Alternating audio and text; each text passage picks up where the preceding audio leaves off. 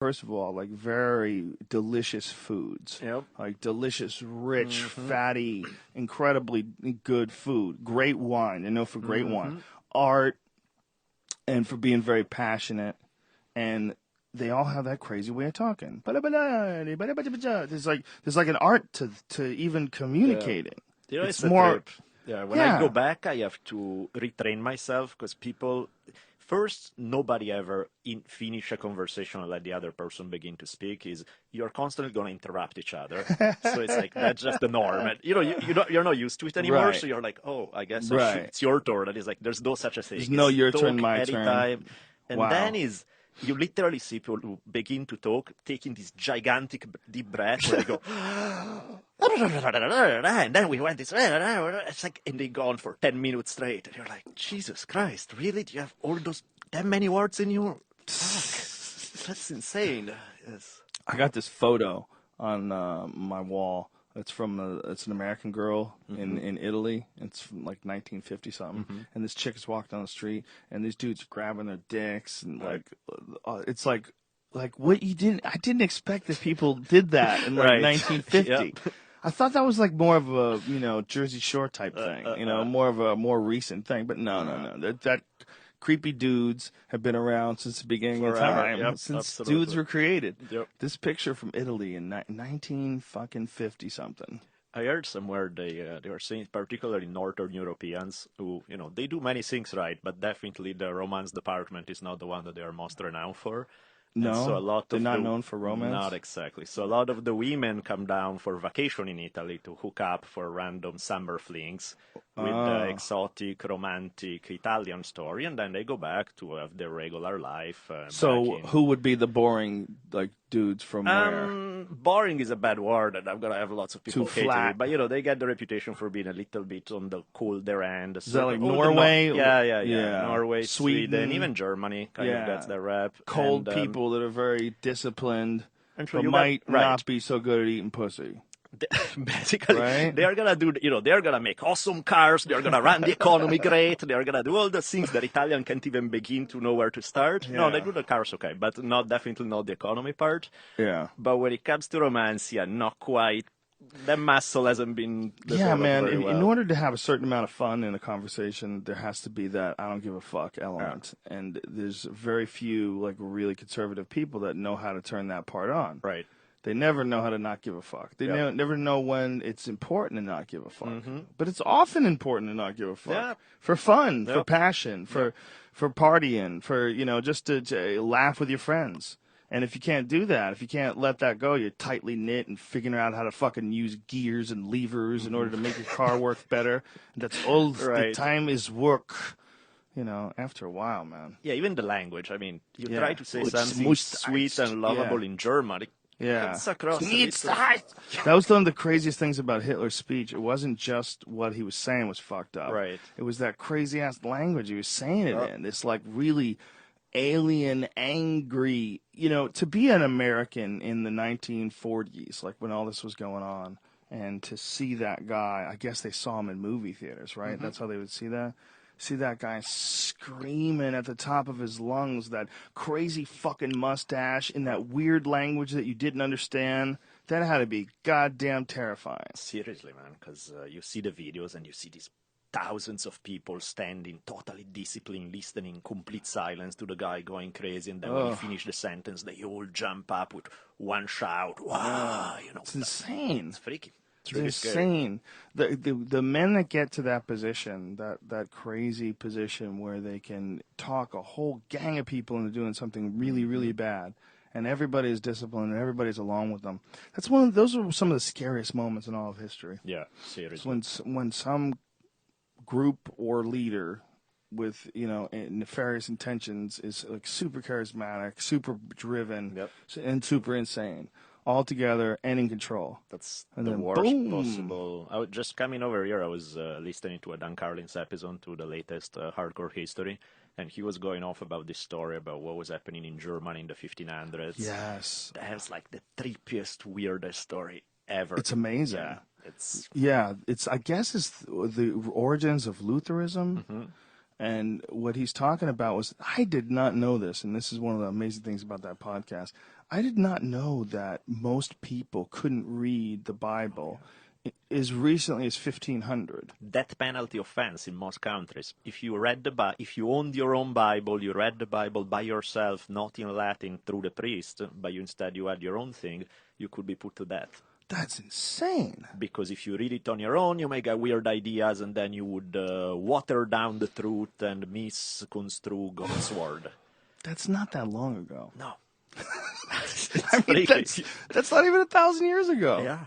That's so crazy. But that's the thing that makes you wonder about human beings, that the vast majority of human beings just go with the program of whatever they are taught in those times. And when you look at that, like, even if you look back 70 years and you look at racism in the United States, anybody who went along with the norm of what was typical in American society 70 years ago would be seen as, like, batshit crazy today. Yeah. And yet, back then, there were plenty of people against it, but they were the minority. The majority of people were like, yeah, of course, those damn people of color and da-da-da-da. It's like, it's weird. It's like people are donkeys being trained with the carrot and the stick since they are born, and they just go with they don't question shit. Well, it's super easy for people to believe some crazy shit as long as the people around you believe crazy shit as well. Exactly. We have a real problem like that where we can get sucked into our atmosphere. Yep. And you can, especially if you are an easily led person or a person who doesn't have like a really fully formed opinion of the world. Yep. I mean, that's one of the things they do to people when they torture them. Is they take away your view of the world. They take away your ability to look at things rationally. And then when they start talking to you, it's like now they're your friends. Like it's that's Stockholm syndrome, right? When they kidnap people, the kidnapper becomes someone who you love. You give in, you relent. And that's why that in that Homeland show, like that concept works, that they had kidnapped these guys and turned them into suicide bombers, these American GIs, which is pretty creepy fucking premise and scary premise. But the idea is that, like, people change if you change their environment. Like, big time. That's why, to me, the healthiest thing anybody can do about anything is question everything you're taught. Not because you're like a pain in the ass teenager who just want to be different for the hell of being different. Just because precisely if you value something, you should question it. It's the same thing as like when you say on-net products. You try them. You check it out for yourself. If it works, you go for it. If it doesn't, you don't. It has to be by direct experience. Otherwise, if you start going by the shit that other people tell you, and it's about belief and going on faith almost, how the fuck do you know anyway? Well, the real problem with that is that should be the way we do it. We should go on other people. The problem is there's too many dummies out there. There's too many people out there that don't know what the fuck is going on in their own life, and they can't give you advice, and they can't give you an honest assessment whether something works or doesn't work, is good or is not good. Right. But that should be the way we go on it. And it should be that we can completely trust everybody. If we could figure out how to eliminate deception, that would be one of the best things ever for the human race. If we could figure out how to eliminate like the need to steal and deception, those two things alone. Yeah, good luck with that. I know. Earn what you deserve. Earn what you deserve, and don't deceive to get there. Don't lie. Whether it's in business or in your personal life, your friendships. Yep. And when we figure that out, that's going to be gigantic. Because that's one of the beauties when people start talking about psychedelics helping people. One of the beautiful things is that it eliminates the ego. And the ego is the one that's locking you into all that stupid shit. Right. The ego is locking you into your past experiences. The ego is locking you into your idea of who you are. And that's the kind of shit that allows people to do creepy things.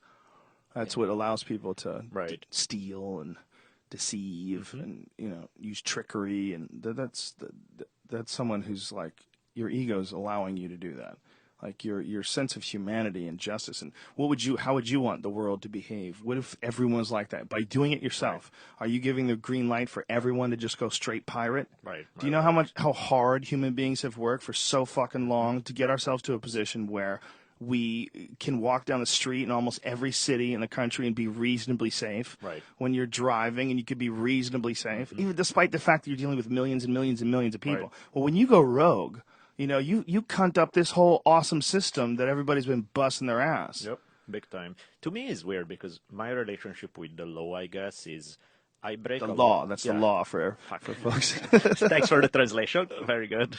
The law, as I was saying, man, there are so many fucking words I can say, but in any case, there are a lot of laws I break on a fairly regular basis, but my, I guess, moral standpoint on that is anything I do, whether legal or illegal, the end result can't be hurting another human being. If anybody walk home crying because of something I did, it's fucked up. If I'm breaking laws that don't really hurt another human being, there's not one person who's going to shed a tear over it, then I have no problem with it. Well, I agree with that if you're like running a red light at 3 a.m. when there's no one around. Right. I agree with that. Right. But I think even if certain laws, like financial laws, there's a reason why people are willing to steal things from their job, and people are willing to lie about their taxes, and one of the reasons is that regular people who are worried about their money and scratch and scrape and save for vacations if they ever get a vacation, regular people see the type of shit that goes on Wall Street. Yeah. They see like those houses on the Hamptons on those TV shows and those crazy places in Greenwich, Connecticut, where these people have fucking airports in their backyard and helicopter landing pads in the middle of their polo field. It's insane money. You're talking about people who have hundreds and hundreds of millions of dollars, so many of them. And what do they offer? What do they do? Right. Well, they're in the financial business. They move numbers around. They figure out a way to extract money from the system. That's what they do. They get really good at extracting money from the system. And the best piece of evidence is what's in front of them. Right. What exactly do you do? Yeah. You move numbers, you buy, you sell, you do this, you that. How the fuck have you acquired the amount of wealth that you need to own a gigantic compound in Greenwich, Connecticut? Right. What benefit have you given? What have you done there? What have you done? You've extracted money from the system. That's what you've done. Whether it's legal or illegal, it's the same shit because the laws that are in place are only in place because somebody bribed somebody. And that's a fact. Somebody used special interest money to make something happen somewhere that somebody liked, that somebody passed that law and got things through. And that's how the system is set up the way it is. Yep. That's why, if you're going to be in the game anyway, then I have no problem breaking certain laws, but I don't break my own laws. You know what I mean? Yeah. Social laws, fuck it, whatever. As long as, but the problem is when people stop being goody-goody and go by the book, those fucking goody-goodies. Okay. It's, they, at that point, they just go nuts, right? So It's like, it's not just that they slightly break a few laws because those laws don't make sense, is they go all out and there's rape and pillage and whatever the fuck. Right. Or they are these goody-goody freaks who are, and both of them don't, I prefer the one that's not gonna shoot you at 3 a.m., but at the end of the day, they both are stuck in this dogmatic view of the world about how it's supposed to be. Right. And to me, once you break laws, you have to be, there's a Bob Dylan line in one of his songs that is to live outside the law, you must be honest, which sounds like a paradox, right? Because he's saying, what the fuck do you mean? Like, how are you gonna be honest by breaking laws? And it really is, you need to be, otherwise you turn into some fucked up criminal. But if you're going to do it, you need to have some pretty serious moral safeguard that you have on your own. Then you don't need any god or cop to catch you to make you not do it. You don't do certain things because they are fucked up, period. And you're just not going to do it because it's such what's inside of you. That's a very romantic notion, man. That's like a fucking Clint Eastwood movie. It is, right? Romantic notion of the ethics of being an outlaw. Outlaw ethics. I realized a few days ago I was like Facebook has those things like inspirational people or shit like that where you're playing, you throw down some names. I realized I put down Robin Hood twice. I was like, shit, really? Twice? That important to me? At different point in time, I'm like, okay, I see a pattern here. And I didn't know that Robin Hood was initially about poaching. Yeah. It's about food. Right, because they didn't let the poor hunt. They wouldn't let the poor hunt on the land. Yeah. So these poor, they had no money and no food, and they started shooting deer, and Robin Hood would shoot these deer and give them to poor people. Yep. People are such silly bitches.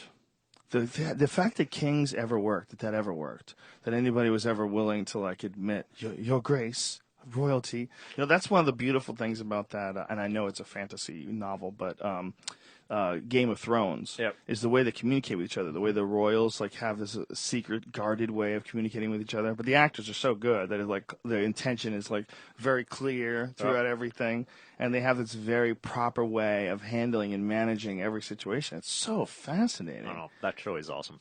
It's so that royal blood thing is such a trip, and I know that this is just a TV show that's bullshit. They got dragons and stuff. It's not. They're based not on real? reality. What It's the not. fuck? But No dragons, really? that idealistic way of communicating did exist, at least in small places, in small pockets, for quite a while, right? No, absolutely. But How'd the thing that happen? the thing that trips me out is not only how it evolves. That part is actually the cool part about it. Is how it evolves. That one day some guy shows up and say, "You know what? I'm gonna be your king. You'll call me your Majesty." And it's not because God wants it to be that way. Right. And I mean, if I go do that around today, I probably don't have such success. How the fuck did people go along with that? It's just amazing. I don't know. Do you think that being a king and that kind of thing comes from the original alpha male primate behavior that chimps exhibit and monkeys exhibit, where there's one that's always the alpha? So almost like we have this weird broken need to have that one. So we go looking for it, whether it's a king or a priest or whatever. There's a one, Right. or. Could be that way. Could also be, and one doesn't exclude the other, but could also be like in hunting and gathering societies, which is how we have lived the majority of time we've been around. You have the kind of this informal leadership because it's all like 20, 30 people who have known each other all their life.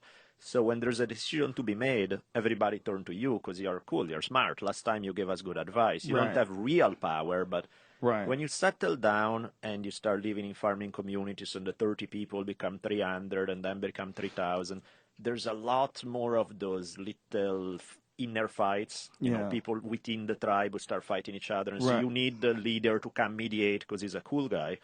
But it stops being, oh, you're a nice guy, you do that once in a while. It becomes a full-time job. And it becomes so important to keep the society together, make sure that people don't kill each other. It's like, you know what? Stop planting your fields. Don't worry about that. We understand that it's a pain in the ass for you to constantly be having to worry about our little squabbles, but it's such an important job. We'll plant for you. You know, and suddenly there's a division of social classes where suddenly somebody has a specialized job that emerges, maybe because they are cool people. Maybe it starts out that people give them that power. Like, hey, man, you're really smart. You can always solve the problem. And then with the bigger the society gets, the more the social stratification, the more that position becomes entrenched, solid, unquestionable. It passes to their kids, kings, divine right, all of that shit. But probably the way it starts in a mellow, normal way. Like, oh, man, you're a cool guy. You give good advice. Please help us mediate, you know. And the more the need for mediation increases, the bigger, the more important the role becomes, until it becomes something above and separate from everybody else's. And it's not leadership by charisma anymore. It becomes leadership by birth or some shit. By right, by divine right, by enforcement of the group of people that agrees with you, and then you divvy up power within the group. Yep. Yeah, it's madness. It's amazing that it existed as the norm, though. What's amazing is that it's not just that in one place a king was born, and they had a king, and wow, this is crazy. How'd they do a king thing? Nobody else would agree with that. No, everybody agreed to it. They agreed to it all over the world. Yep. They agreed to the emperor in China. They had an emperor in Japan. I mean, basically everybody was rocking that king thing at one time. I mean, that's amazing. Yeah, because you can't have a big society without central authority. It sounds awful to say because it sounds like you're defending some fascist model of the world where it's like, you need the strong... Again, I'm not going to do my weird voice, but that's need for central authority to keep the society in check. And unfortunately, when you put enough people together, it's not going to work unless you have some kind of central authority that can decide things. That's the long chess game of the New World Order. Yeah. When if you think about it, why would you ever want the world to be stable? Because if the world was stable, you wouldn't need some sort of militarized government to protect you. Right. So the militarized government that's protecting you makes sure the world stays unstable. Yeah, absolutely. And keeps the party rolling. Because if everybody just agrees to settle the fuck down and stop killing each other, then you don't really need as many jets. You don't have as many resources or as much resources going to war. There's all sorts of shit you could solve. Military-industrial complex, You're yes. locked into the grip of this constantly feeding machine that constantly has momentum working in the same direction. And there's money to be made in it. It's not like it's just an altruistic adventure to try to fix the world and engineer it properly. No, everybody's making money in staggering amounts. It's the best money-making thing in the whole world. That's why, I mean, the whole speech by Eisenhower in the 50s was a trip, because Eisenhower, Republican guy, was led troops in World War II, not the most conspiracy theory inclined, he's a very straight, by-the-book kind of guy. And yet when he announces, the biggest threat facing the United States in the 50s, everybody said, well, communism, right? No, military-industrial complex. He's like, the fuck are you talking about again? And, the guy is a military guy himself, a fairly conservative guy, and yet he makes the call saying, if you let certain industries that profit on war get too big, they will get to have influence over government, pushing us to fight wars when we don't really need it because of their own profit. And, if it comes from some random hippie telling you this, it's like, yeah, whatever, It comes from this straight-laced, by-the-book kind of guy. It's like, whoa, really? When I first found that out, I saw that speech, I was really pissed that no one ever showed it to me in high school. They never did? No. They didn't talk about it? No.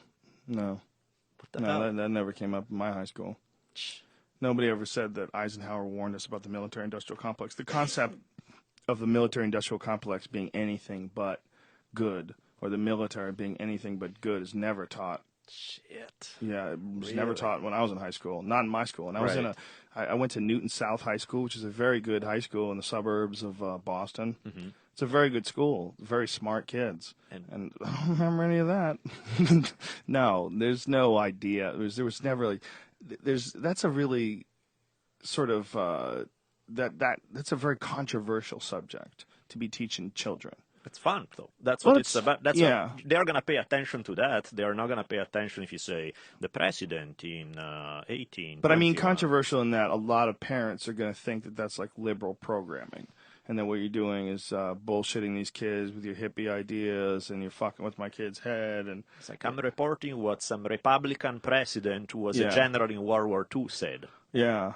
Back off. Yeah, it's still, though, it's such a, at least it was when I was in high school, it's such a sensitive area to accuse the government of doing anything nefarious. That was never done. Like, when I was in high school, they taught us Lee Harvey Oswald shot fucking Kennedy. Really? Oh, yeah, they did. Of course they did. How it was, right? That's exactly what it was. They showed you Lee Harvey Oswald, and they showed Jack Ruby killing Lee Harvey Oswald. God darn it. We'll never even know now why he killed the president. Like, they taught us that in high school. And this is like years after they had the Zapruder film shown on the Geraldo Rivera show, where Dick Gregory, the stand-up comedian, brought it on the Geraldo Rivera show and showed people the view of the assassination from essentially where this guy Zapruder was standing, which we had never seen the actual assassination before. And when people watched it, the first thing they thought was that this guy looks like he's been shot from the front. Right. Like, it doesn't look like his head goes back into the left. Like, back into the left. He got shot by more than one person, too. He got shot in his back. He got shot. There's a one wound that they turned into a tracheotomy wound. Right. Yeah. It was an entry wound from the front. There's a bullet wound into where his neck was. And there's two different depictions of the autopsy from Bethesda, Maryland to Dallas. It's really interesting. It is. It's very interesting stuff. But I guess what you're saying puts things in perspective for me, because there are a bunch of times when I'm teaching class, and to me I'm saying the things that are the most normal things that everybody would know. And I see everybody kind of like jaw drop to the ground, like, what the fuck, really that happened? I'm like, yeah, doesn't everybody, isn't that kind of the stuff that you normally teach? And I guess, no, it's not. No, it's not at all. No, the normal, in school, you're taught no conspiracy theories. You're taught no variations of the truth. You know, you're taught nothing. I mean, as the most controversial it gets is Nixon was involved in a scandal in Watergate. You know, they tell you Nixon. That's controversial. Because they got rid of Nixon. He did a bad thing. This guy, apparently Nixon had loose morals. Did you ever listen to all those Nixon tapes? Like, because Oh, yeah. there's like hundreds and hundreds of hours of tapes because they had everything mic'd in the whole entire place. Right. And there's like things where like he talks about abortions. I just heard this on Opie Anthony the other day, and there's just like parts where he's talking about abortion and stuff like that. God. You know, just in case of like, and just listen to it. It's crazy. He said a lot of creepy shit. Creepy shit. Yeah, Like he was a creep. He was a creep, and they found out about it by tapping into his fucking. Well, his he place. knew Was about the president. Oh yeah. Recording. He knew about it. Yeah, he knew they were recording all that. He was stuff? responsible for it. No, he was responsible. He had everything mic'd because he wanted to. If anything was to happen, he wanted to have proof. So he was like the good guy. And what happened is that they just recorded everything and found, I thought they bugged the campaign headquarters. So that's what he did. What these guys did, they bugged the Democratic campaign headquarters, and in order to find out what they were saying. And when they got busted, that was the scandal because it's like you authorized backing up. That's totally illegal. Right. And he said, no, it wasn't me, and then eventually came out that it was him. Exactly the recording that Brian was referring to, where there's a lot of evidence of what Nixon was actually saying that he did do that shit. People need to know if their president's a crook. Right. I'm not a crook. And then Nixon lately, afterwards, famously said, well, if the president does it, then it's not illegal.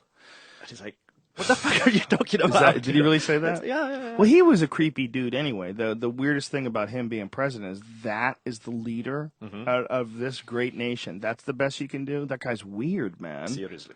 That guy, everything about him looks like you made it with a stamp, and impressed it in a mold. It looks like you polished it up, and the whole, like, his everything was weird about that guy. Everything. The way he walked, the way he talked. Big time. I tend to trust intuition in that regard, at least on a person-to-person level. Like, you see somebody, and before they say anything, you get a vibe of whether you think there's something weird to the person or not. Man, looking at Nixon, you get... How the fuck did he become president? That's what I'm saying. If you look at him, he's like one of the creepiest guys ever elected to like a major office. When he's got his arms up in the air and his weird face. He's a weird-looking dude, man. He looks so awkward. And he didn't feel warm. He didn't feel real. He didn't feel... There was nothing about him that made... Like, with Kennedy had, like, it was obvious he was a special man. Like, it was obvious he was this handsome man of great lineage, and he had this way of talking, this charisma. That's all. You can see it right there. It's all real obvious. But you get to a guy like Nixon, and you go, what the fuck was going on there, man? And it's funny because he got elected in 1968, which is, in the middle of the 60s. Yeah. So and it's precisely because the 60s were going on that conservatives got freaked out and they started, oh my God, the country's going in this crazy, wild, godless, liberal direction. We need to take it back. They got hardcore politically organized to try to elect, and they got Nixon in office. Yeah. But yeah, man, Nixon is a trip. They say that the election of 1960 was the first election where they had the debate was on TV, and they had they say that people who listen on the radio to the debate think that Nixon had done pretty well, but then people who watch it on TV, they overwhelmingly thought Kennedy dominated. Because he's so handsome. Exactly. Kennedy looked good by comparison, whereas Nixon was like this weird-looking troll that was scary as hell on so many ways. And so anybody watching on TV was like, fuck, not that guy. He was sweating like a pig. He was doing all that. It's like... That's instinctive. It shouldn't be, but it's instinctive. It's not even an appearance thing, because Rodney Dangerfield was kind of an ugly dude, but he was so lovable and warm. You know what I mean? If Rodney Dangerfield had the creepy behavior of Nixon, he would be just as creepy. Of course. It's like Nixon lacked any charisma. When you tell people, you trust first impressions, they're like, that's superficial. You're only looking at somebody's good looking or not. It's not even about that. There's a vibe to people. To me, I'm a big believer that I don't know exactly what you see. I don't know if it's some specific body language. I don't know what is that you see. But to me, is everything you've ever gone through is written on your skin. Is in how you move, is in how you talk, is in how you do everything. So it shows up. And to me, it's now weird that some people can see it. It's like, why the fuck can't most people see it? It's like a chihuahua can sniff you for 3 seconds and decide and go, whether bark at you or be all like, It's like, if a Chihuahua can do it. Yeah, but let me tell you something. Chihuahuas are wrong all the time. Those little cunts, they bark constantly. They're not the best. Right. That's not the best Yeah, one. okay, fuck. I did for a dog. Yeah, that doesn't qualify as a dog anyway. But so. that is true. The dog can sniff you out and learn things about you. And people can too. We have a weird way of, whether or not you trust it and whether or not it's tuned in. You gotta have A, been around plenty of crazy people, and B, taken a really good look at your own self. Look at yourself like really, truly, objectively, your faults, all of it, to be able to recognize it in other people. Because if you're bullshitting yourself, it's super easy to get bullshitted. Of course. Yeah, and if you're bullshitting other people, it's also easy to get bullshitted. Because like that was like a big thing in gambling, was the double dump. When a guy thought he was getting dumped, but really they were dumping on him, the double dump, where, you're manipulating how a game goes down. Right. People are devious little fucks. They sure are. Well, not all of them. A lot of them. A lot of them. Good percentage. Yeah, give you that. Once we read each other's minds, that shit's all going to stop. Yeah. I think that's the next step. The next step of evolution is going to be knowing whether or not someone's bullshitting you. Hell, saves so much. But to me, that's, I don't know, maybe I'm too, like, psychic powers or some shit. But to me, that's not even that hard to do now, let alone, like, to me, what about that Jodi Arias? Well, I mean, that's what I mean. Is like, let me tell you something, son. She would have got you. She would have got you. She would have tricked you. She would have roped you in. She was cute enough that you would say, she wants to be with me. I'm going to take a chance. You'll be in there with her. Damn. Like, she doesn't look like an obvious freak. There's nothing that screams freak. But there's what do you mean, something sexual freak? No, I mean just like weird, like I'll stab you in the shower kind of freak. But as in, she does look freakishly cold. Like there's something there that's like, there's something weird going on emotionally. So I wouldn't be able to tell, oh yeah, she's this weird wannabe. But you could tell, like, there's something off there. That bitch is crazy. Yep. Did you see the video, the security video of her after they arrested her? No, I didn't see it. She's doing headstands, doing headstands, singing to herself. Yep. Like, they're locking her up in a cage for the rest of her life for murder and probably going to put her to death. Right. And she's singing. Yep. And then when they ask her from jail, like they have a jailhouse interview, it's stunning how well she lies about this. And you know it's a beautiful thing that people do so well when they lie about shit like that? Well, how are you staying calm? My faith. Yeah, My I love faith. that. Just think about that statement, that your faith, after you stabbed a dude like 28 times, shot him in the head, slit his neck, like this bitch did some crazy shit to this guy's body. Yep. Big time. And she's like, my faith. It makes you wonder. I think she actually believes it. When she say my faith, I think there's a good chunk of her who actually believe what she's saying. She could be one of those people that's so crazy that they sort of reform their reality every 3 or 4 hours. There's people like that. Yep. I've seen people that have been able to justify almost anything because they just sort of put it away and then there's a new reality. Yep. I've never done anything like that. Like, you just did it. What the fuck are you talking about? Like, there's a lot of people that are like that. They could just shut parts of the brain off. And unfortunately, I think a lot of them suffered childhood abuse. Yeah, in fact, that's the thing. That sometimes, when you got the whole background story, you almost feel bad. But then, you feel bad for the 5-year-old. Yeah. You don't feel bad for the person you have become. Because it's like, I understand how you got there. Yeah. But understanding doesn't mean justifying. Exactly. It's too fucked up. Sorry. Yeah. Can't let that slide. Absolutely. It's just there's certain things as a race we have to figure out how to stop from occurring. And I don't think we put any resources into that. It's amazing how much we put resources into making sure that marijuana stays illegal. Think about how much money is involved in that. What is it, like $4 billion a year, something like that? It's crazy. It's something nutty. And how much have we really put into trying to help people that are doing a shitty job of raising their children? How much, I mean, besides, like, what, I don't know what you can do, really. I mean, besides actively going in there and taking their kids away.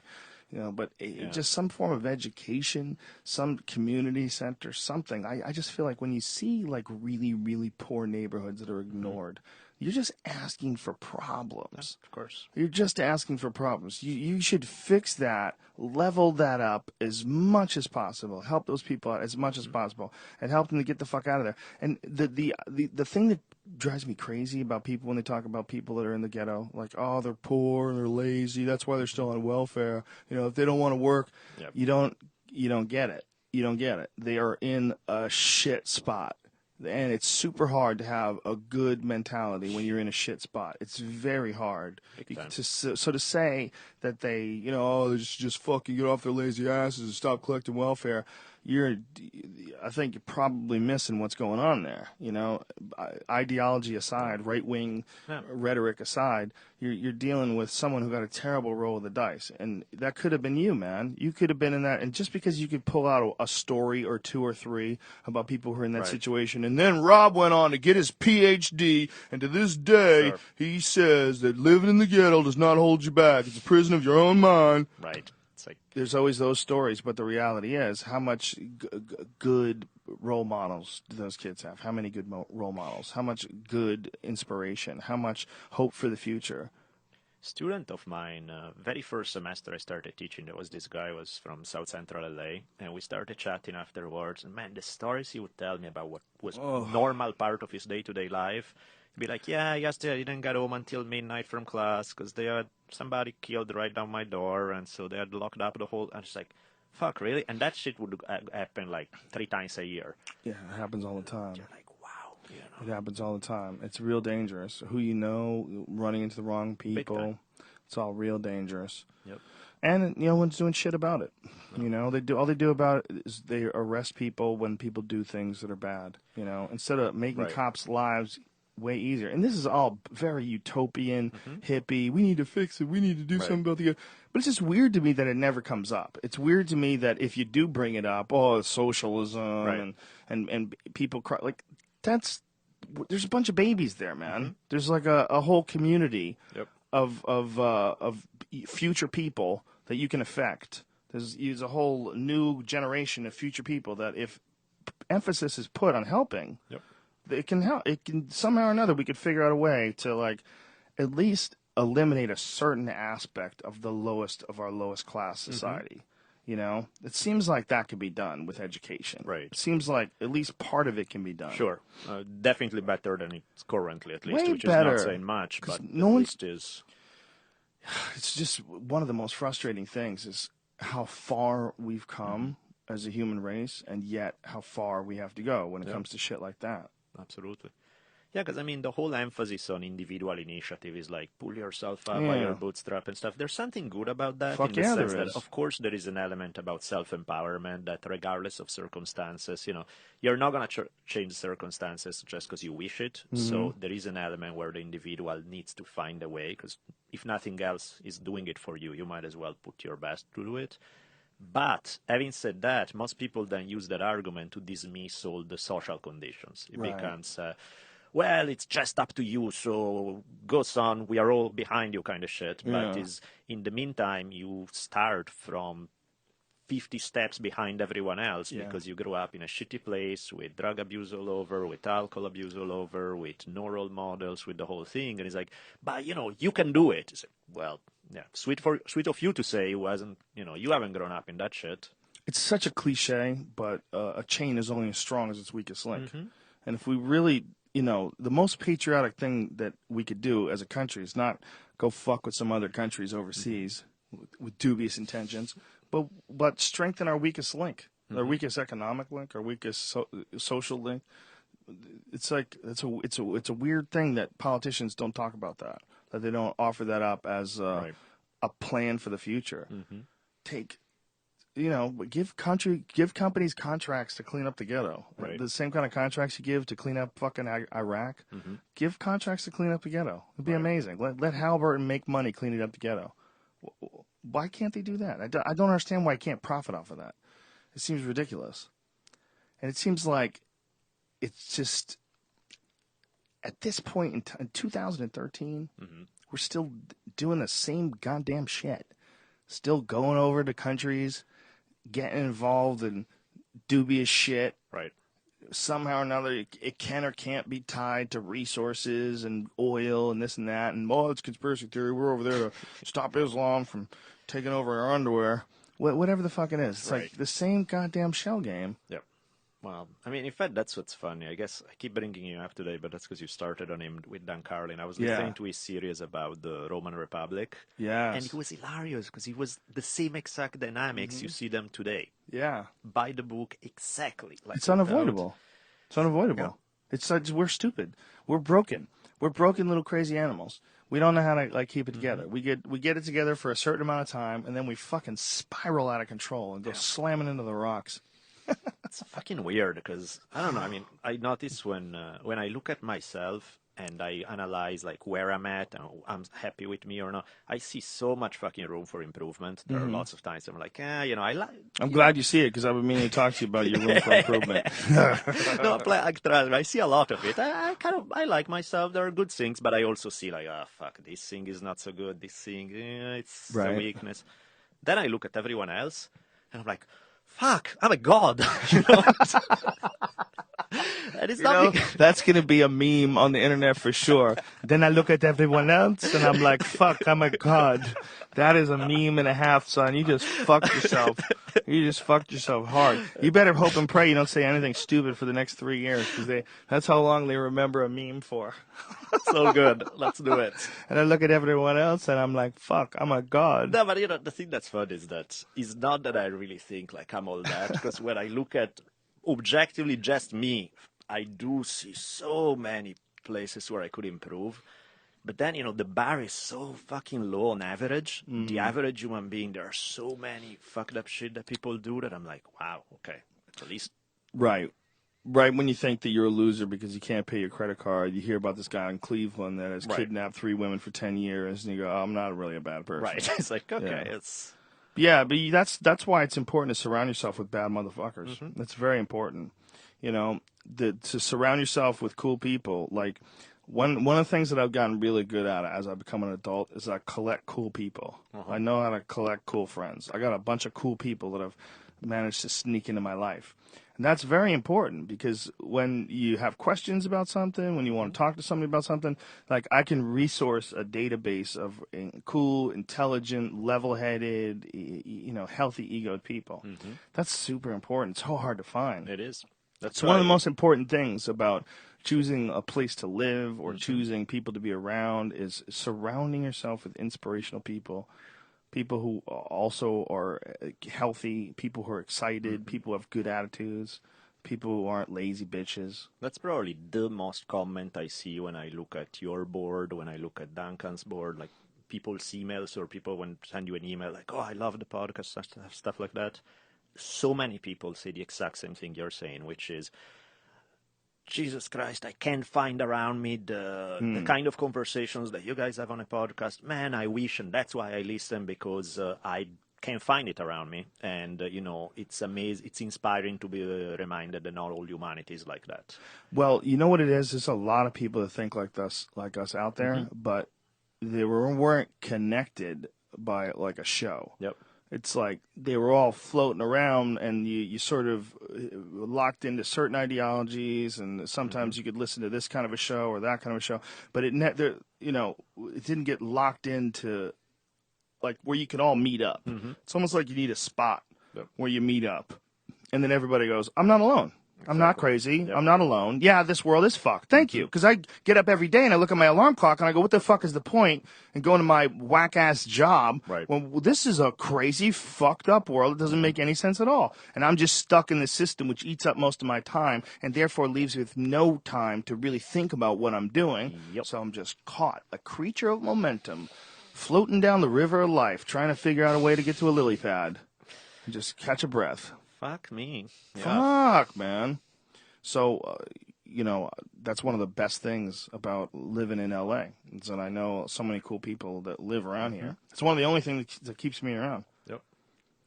It's so important. And so important to do it through podcasts, too. When we do it, when we bring you these people, you guys out there listening, we bring you these people like Daniele Bolelli, Joe Diaz, and Duncan Trussell, that stuff, when it spreads like that, like that's good for everybody. It's good for all of us.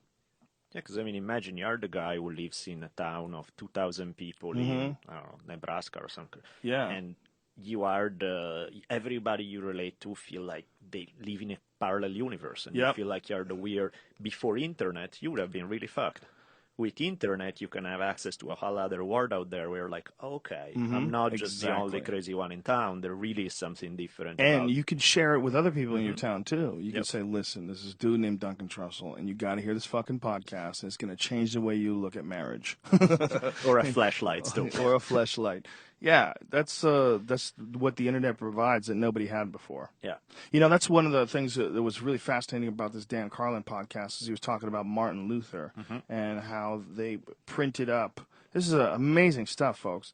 They made these little like pamphlets, and they handed out these pamphlets about religion, and people would hide them and share them with each other, and they were like secret, and it spread like a wildfire. This guy Martin Luther, he was the first guy to translate the Bible in a phonetic language. The first guy to make it so that the people who didn't understand Latin could actually read the word of the Bible. Yeah, because at that time, when he started doing that, he was a death penalty offense to own a Bible or read it. In, Christian countries, it was bad. Because, you had to be a priest. Because only a priest can read it correctly. If you read it on your own, you're going to screw things up and pollute the word of God. And back then, the Pope had bitches. Of course. The Pope had mistresses. What's the point of being a Pope Crazy otherwise? Cash. The Pope was going to war with the Mongols. Yeah. No, actually, the Pope went to war with the Romans, right? Who went to war? The Pope led an army. Went to war with, right? Of course. Yeah, there were a gazillion of these stories where sometime before they became Pope, they were like general or some shit, slaughter a whole town, and then eventually they become Pope. Slaughter a whole town, then become course. a Pope. Sometime when they were actually popes. I mean. When did Pope and being a priest in general become so gay? Not that there's anything wrong with that. No, but... I think like throughout, it was the only cover that you had. If you didn't have heterosexuality where you get married and you just have kids and all of that shit, if you just wasn't in you and you couldn't fake it, and it's not like you had the option of saying, no, sorry, I'm out of this because I like dudes or something. You couldn't say that. So... Couldn't you just teach poetry and everybody would just give you a wink and they knew what was up? Not even, because everybody's expected to get married. If you're not married and you don't have kids, what the fuck is wrong with you? If you become a priest, it's your only cover, because I'm in the service of God. Then it's like, oh, okay, that's why you don't touch women and stuff. How many men back then must have had beards? That's what beards meaning. Wives that weren't really their wife. Oh. They had a wife just for, they even fucked her and got her pregnant. Of course. Really, they were just out getting booty every night. Plenty. Oh, no, for sure. World. That's only 1500s, man. Absolutely. That Martin Luther shit was nuts. Yep. And that people that didn't think he took it far enough, they took it to another level. Right. What was it called again? The one that Anabaptism? Yeah, Anabaptism. Yeah, and even those guys, there are like so many subdivisions. That's why this thing gets so crazy. Right. Because, most of those guys were hardcore pacifists who sort of read the New Testament in a very literal, turn the other cheek, love your enemy, so they wouldn't fight under any conditions. But then there were some guys who decided, well, I like some of your interpretation, which was the more pro-poor, semi-communist interpretation of the New Testament. Right. But this peaceful shit, I don't like that part. So we'll just go for the hardcore, pro-poor, pro-communist approach, but we'll just bash bastards' heads along the way. And we'll take people's things. Exactly. They decided that there would be no private property, and they wanted to, like, no one should be able to own anything. Much like we all enjoy fire, we all enjoy the sun. Like, they were going deep. Yeah, some of the stories are just... You can't believe that people go along with it. Well, I can't believe that in 1500 you couldn't even read a Bible. That is amazing. I didn't know that. And that gives you an idea of how much of an institution designed to control people the Catholic Church was. For the matter is, it's just that you can get away with it. Read the Quran since the beginning of time. Right. Yeah. No, it's crazy. It really is insane. And in that sense, that was the cool thing about Martin Luther, is about pushing these, everybody can make it decide for themselves, which sound very sweet and democratic. But the problem is that then when he started realizing that other people were interpreting the Bible in ways that were completely unlike his, he was just as pissed as the Catholic with them. He's like, no, I meant freedom from the Catholic interpretation. I didn't mean really make up your own. That's some weird shit that you're interpreting there. Who told you that? And Protestants started burning people at the stake just as much as Catholics were doing it. Well, that was the big time for burning people. Yeah, the guy John Calvin, like the second major figure beside Martin Luther among the Protestants, he was so pissed with this one guy because he denied the Trinity, the Father, Son, Holy Ghost thing, that he had him burned at the stake. And when they were bringing the wood to set him on fire, he said, no, not that wood. That's dry. He's going to burn up quick. I want green wood. I want this motherfucker to last a long time on that thing. Oh, my God. Really? That's the guy who started a huge branch of Protestantism. They use green wood? Yeah, because that way it that takes shit longer takes a to long burn. time. Yep. They cooked the guy to death with green wood. I could just see a Exactly. slow fire cooking your feet. Which is like, what kind of a sick dick. Motherfucker do you have to be to? What a dick. It's unreal. Green Yeah, Mountain there was Grill. a lot of Green Mountain Grills. I met the owner, by the way, in Sacramento. Oh, did you? We went drinking and we got wasted. Had some. You Great got wasted with the owner of Green Mountain Grills? Yeah. It's a great grill. I He's a just great used guy. mine the other night. I love it. I cooked some of the last of my venison sausage. It's amazing. It's because you keep the temperature the same. Mm-hmm. We went from Martin Luther. And, Well, we were talking about cooking people. Well, yeah, that you could is a use it for fucked that. up. That is a fucked up part about history is the cruelty that Yep. people were willing to do Mm-hmm. to their fellow man. Again, just a few hundred years ago. In the name of ideology. Yeah. I mean, this is not even the stuff where it's like, hey, man, you have a lot of cool gold. I want it. Sorry, tough luck. I'll bash Yeah. your skull in because I want to take it. It's not nice, but you can see a logic to it at least. This is about you don't believe in the Trinity? That's why I'm going to burn you to death? It's like, Yeah. are you fucking kidding me? Really? That's what we argue about? The Father, the Son, and the Holy Ghost. Yeah. Your daughter's raped, kill her. Well, that wasn't the Catholic Church. That's more of a Islamic approach, right? Yeah, I mean, but the thing is that what scares me to me is not even one group or the other. It's like anybody who puts ideology above real individuals around them. Yeah.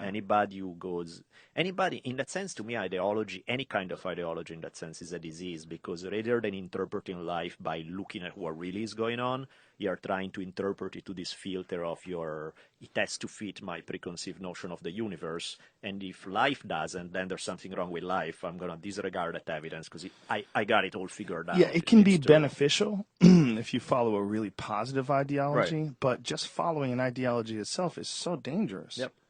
It's like the idea that one person or one idea, one thought will prevail above all, despite rational changes in your environment, changes around you. And that's what a religion really is. A religion is an ideology. That's where it really becomes a problem. Right. We get locked into those too easy for some reason. It's like a broken circuit. We have, it's like we have like a defect. I think life is too complex for most people to deal with. There are too many exceptions. There's too much change going on. So what was working yesterday may not work today. And it's too much. It's too much work. People don't want to deal with it. So one of the things that people dig is the ability to have some solid dogma to fall back on that is reassuring, makes them feel good about life. It makes them feel like, I know what's going on, as opposed to be constantly on the ball Right. and figure things out as you go.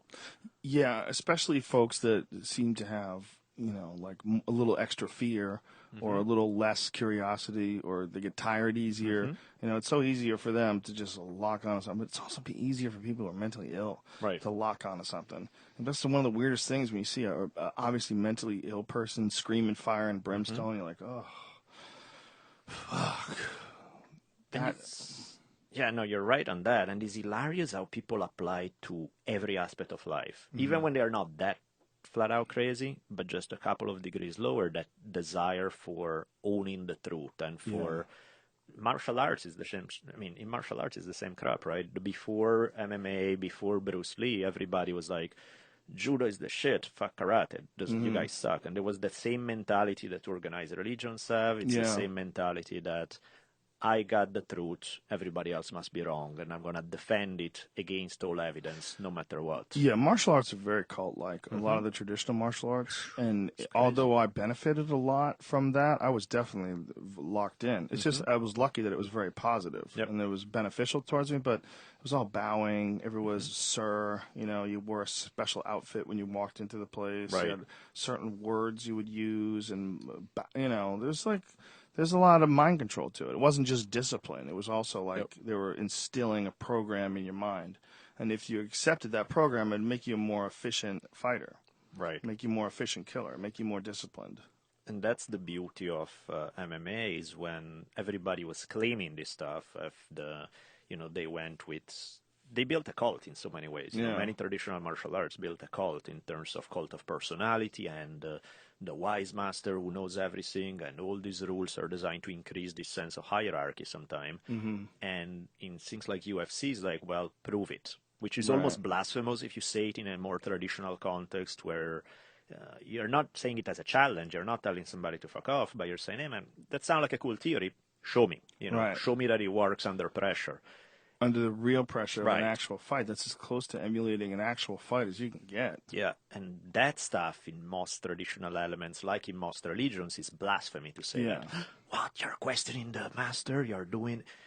And it's like, questioning is the healthiest thing, man. It's like, I'm giving him a chance to prove it. And that doesn't work anymore. That's that whole idea that you can't question. That's out. That one's out. That one's out. That's done. Anybody tells you not to question that guy. Right. Because that's a mess. Yep. Who the fuck are you that you can't be questioned? Are you an alien? Are you from another planet? Right. Are you the perfect being? Are you Dr. Manhattan? Right. No, right? Dr. Manhattan. No, you're not, you silly bitch. And that's exactly actually where I was going with the new book that I published. The new book is called Create Your Own Religion, and what is it on? What publishing company? It's Disinfo. Disinfo? Disinfo is a subset of Wiser, but yes. Yeah, disinfo.com. I have both of the original Disinfo books. There you go. Yeah. You're Being Lied To. Yep. That's a great book, man. Yeah. That's a book. Stuff. You read that book and you're like, what the fuck? That was like sort of almost pre-internet. You know, I mean, it was a part of the internet movement, but having that book around was like if you went over someone's house and you saw You're Being Lied To, you're like, all right, man. You fucking tuned in like me, brother. Yeah. You know how the man's been lying to you as well. Daniele Bolele. Yeah. So Create Your Own Religion what is the concept behind it? It's just to add all the best parts to all the different ideologies that you've ever found and just sort of Bruce Lee it all. That's exactly what it is. It's the MMA approach to religion.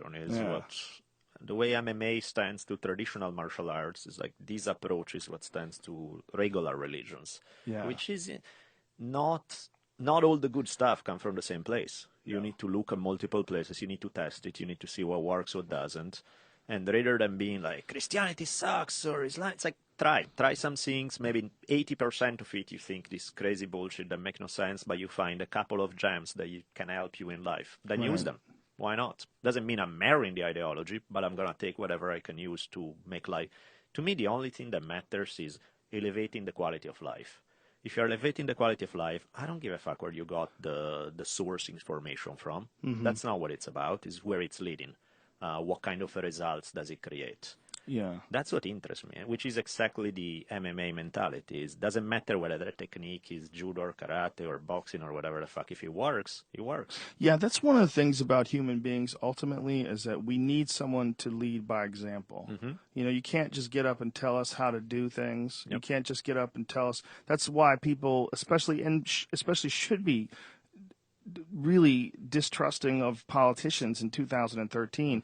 The way human beings should talk should be explaining what they've learned from their own experiences. It should not be telling people what they should do. Exactly. It should be learning from your own experiences, telling you. And if you don't have any experiences, if you don't have any really unique experiences or really unique thoughts and experiences, why the fuck would you think that you should be able to lead? Yep.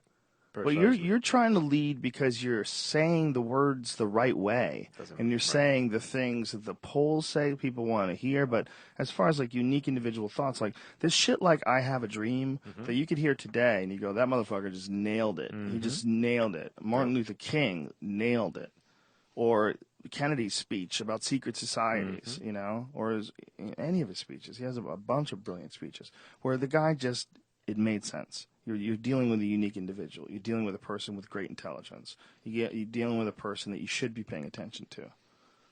And those people are So rare. usually, they are both cocky and humble at the same time. Because, you know, there's a certain cockiness a la Bruce Lee that comes from you are a bad motherfucker and you know it because you're doing things that no one else is doing. But at the same time, you know your limits real well. You see all the times when stuff that you do and say doesn't work. It boils down to being honest with oneself. Right. Which means neither pumping yourself up or faking modesty because it's like, this is how it is. This is the stuff that I do well. This is the stuff where my experience stops right there and I don't know anything beyond that. And even experience, people get into this trip of like making perfect sense of it, right? This is the event and I'm going to derive 12 lessons from it. And it's like, sometimes you can. Sometimes it's just like, that's my experience, and it's fucking mind-blowing, and I don't know exactly what to make of it. And that's honest. You know, it's like looking at what things that happen, and rather than running with it beyond what experience warrants, that you just acknowledge what happened, you acknowledge what you derive from it, and keep an open mind, the fact that there's probably more to it. Now, your idea about this book, is this just to pick out all the cool shit that you've learned? All the cool shit that you found in your studying. I mean, you studied religion for how long now? Yeah, for a bunch. And to me, it's like, at the end of the day, it doesn't matter what I'm teaching. I always end up talking about the same stuff. Whether I'm talking about, I start from American Indian history or religion or martial arts, I end up talking about the same things because they are the stuff that life is made of. The cool topics, sex, gender roles. Talk about, attitude about sex and gender roles. Yeah, all good stuff. Is there one way to the truth? Is there multiple ways? It's like the relationship with death and dying. How do you deal with that? How do you deal with the physical world, with your own body? I mean, the big topics are always the same. They don't change. The specific examples that you get there from may differ. So to me, I pick like a chapter each on some of the big things for me, the things that in my mind any human being need to decide where they stand on some of these issues. And I look at what's out there. Some answers make no sense to me and they seem to lead down really unhealthy paths, so thank you but no thanks. Other answers make more sense, or maybe they don't, and I come up with my own. But it really is boiled down to the Bruce Lee, you know, research your own experience, reject what is useless, absorb what is useful, and add what's specifically your own, you know, his basic methodology for how to approach knowledge. I mean, he applied it to martial arts, but really is a brilliant way of approach just any kind of knowledge, whether it's about life, you know. Yeah. Yeah, it's hard for people to accept that, right? It's much easier to follow the pattern that your family's followed. I'm a Lutheran because Grandma's a Lutheran. Right. Grandpa always said that no matter what, we'll be Lutherans. Yep. I remember talking to this girl, and she said that she was going to get a tattoo of a cross. And I said, oh, I go, you're really religious? She goes, well, not really, but you know what? I was born Catholic, and I figure that no matter what, that's the one thing that I'll be for the rest of my life. What the fuck? I mean, and I remember saying, and I'm like, you know, I didn't know her very well, so I was like, okay, how do you know? Like, how do you know you won't change your mind about that? And she's like, oh my God, my family would kill me. And I was like, oh, okay, well, good luck with that. Good luck with that. Wow. Those are the cases that had World War II gone different, there would be people today. It's like, no, I'm not really Nazi, but, you know, if I don't put the swastika on, my grandma her feelings would get really hurt, and so it's like, I don't hate the Jews, but Grandma fucking hates Jews, and I love Grandma. Yeah, exactly. You know, it's like, I don't want to make them sad, you know. But what's hilarious is that she was going to get a Catholic tattoo in the first place because, like, in the Bible, it very specifically says you're not supposed to... Yeah. So, like, getting a religious tattoo is like, were you not listening to me? Yep. No, only I listen when it's convenient, but a cross tattoo is so sexy. It makes me look spiritual, and it thins out my back. And that's the other point of, like, the people get pissed when you argue, create your own. It's like, what do you mean create your own? It's not. There are some absolute truths that fall from heaven. Oh, and they stop. All of the people are making up their own shit anyway. I mean, when people say they follow something, it's bullshit, really. They are making up their own thing because they will edit some parts that they don't like. They will focus on the parts they like and pretend that it's the one and only interpretation. It's like, if you're going to do that, might as well be honest and just pick from any source if you're going to pick and choose. I think that religion in general in the future is much more likely to be studied and less likely to be practiced. Right. Because I think especially in like a really hardcore fundamentalist form, it's much less likely that people are going to accept that as time goes on and information gets distributed broader and faster. But then again, people will always be afraid of dying. Yeah, that's people true. will always be afraid of where do we come from? Is there any meaning in the universe? And pure rationality doesn't give you very satisfactory answers. No, it does not. So when you want answers and you can get them through reason, in that case, it's like, well, fuck reason then. Just give me any answer because I can't deal with not having some and living that way. I need some solid basis. I used to have a whole bit about that. Is that I would really like to join a cult if anybody could like fucking write one that doesn't make me throw up when I read it. Just one of you guys. Isn't there like a smart guy out there that can write like some much more believable shit than Scientology or Mormonism or any of the newcomers? You know, like those are the two latest, greatest newcomers that really stuck, Mormonism and Scientology. Right. And they're both fucking cuckoo for Cocoa Puffs. You read both of them, they're hilarious. They are. There's planets and shit. They both have extra planets. They both have planets where they know some shit's going down. Both of them, Scientology and Mormonism. Like Kolob, right? Isn't that the Mormon planet? God, there's some, in their story, there's some really... My favorite Mormon story is the...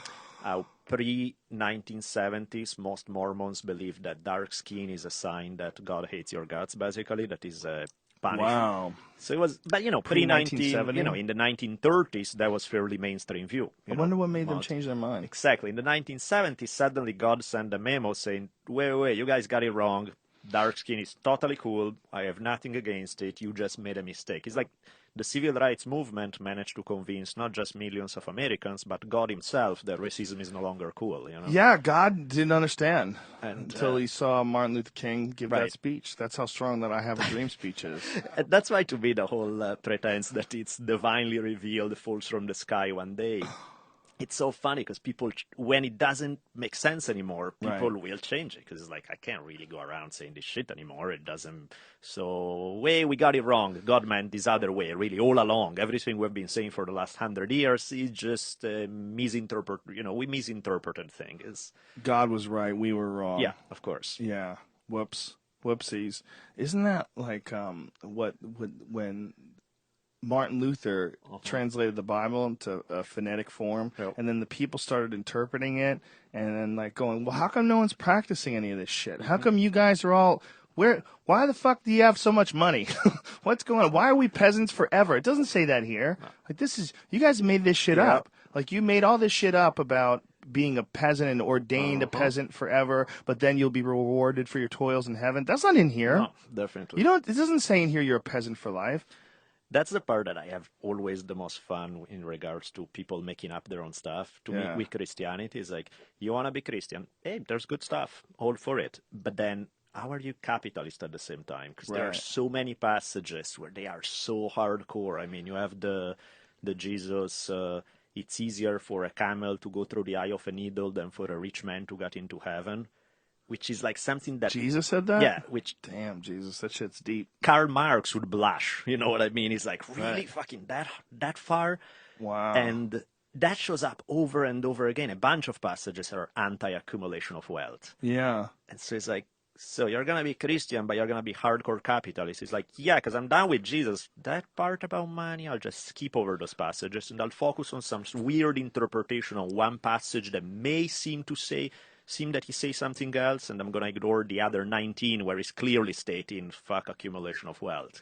Yeah, that was the other thing that they had found in the translations was that Jesus hung out with people like them. Yep.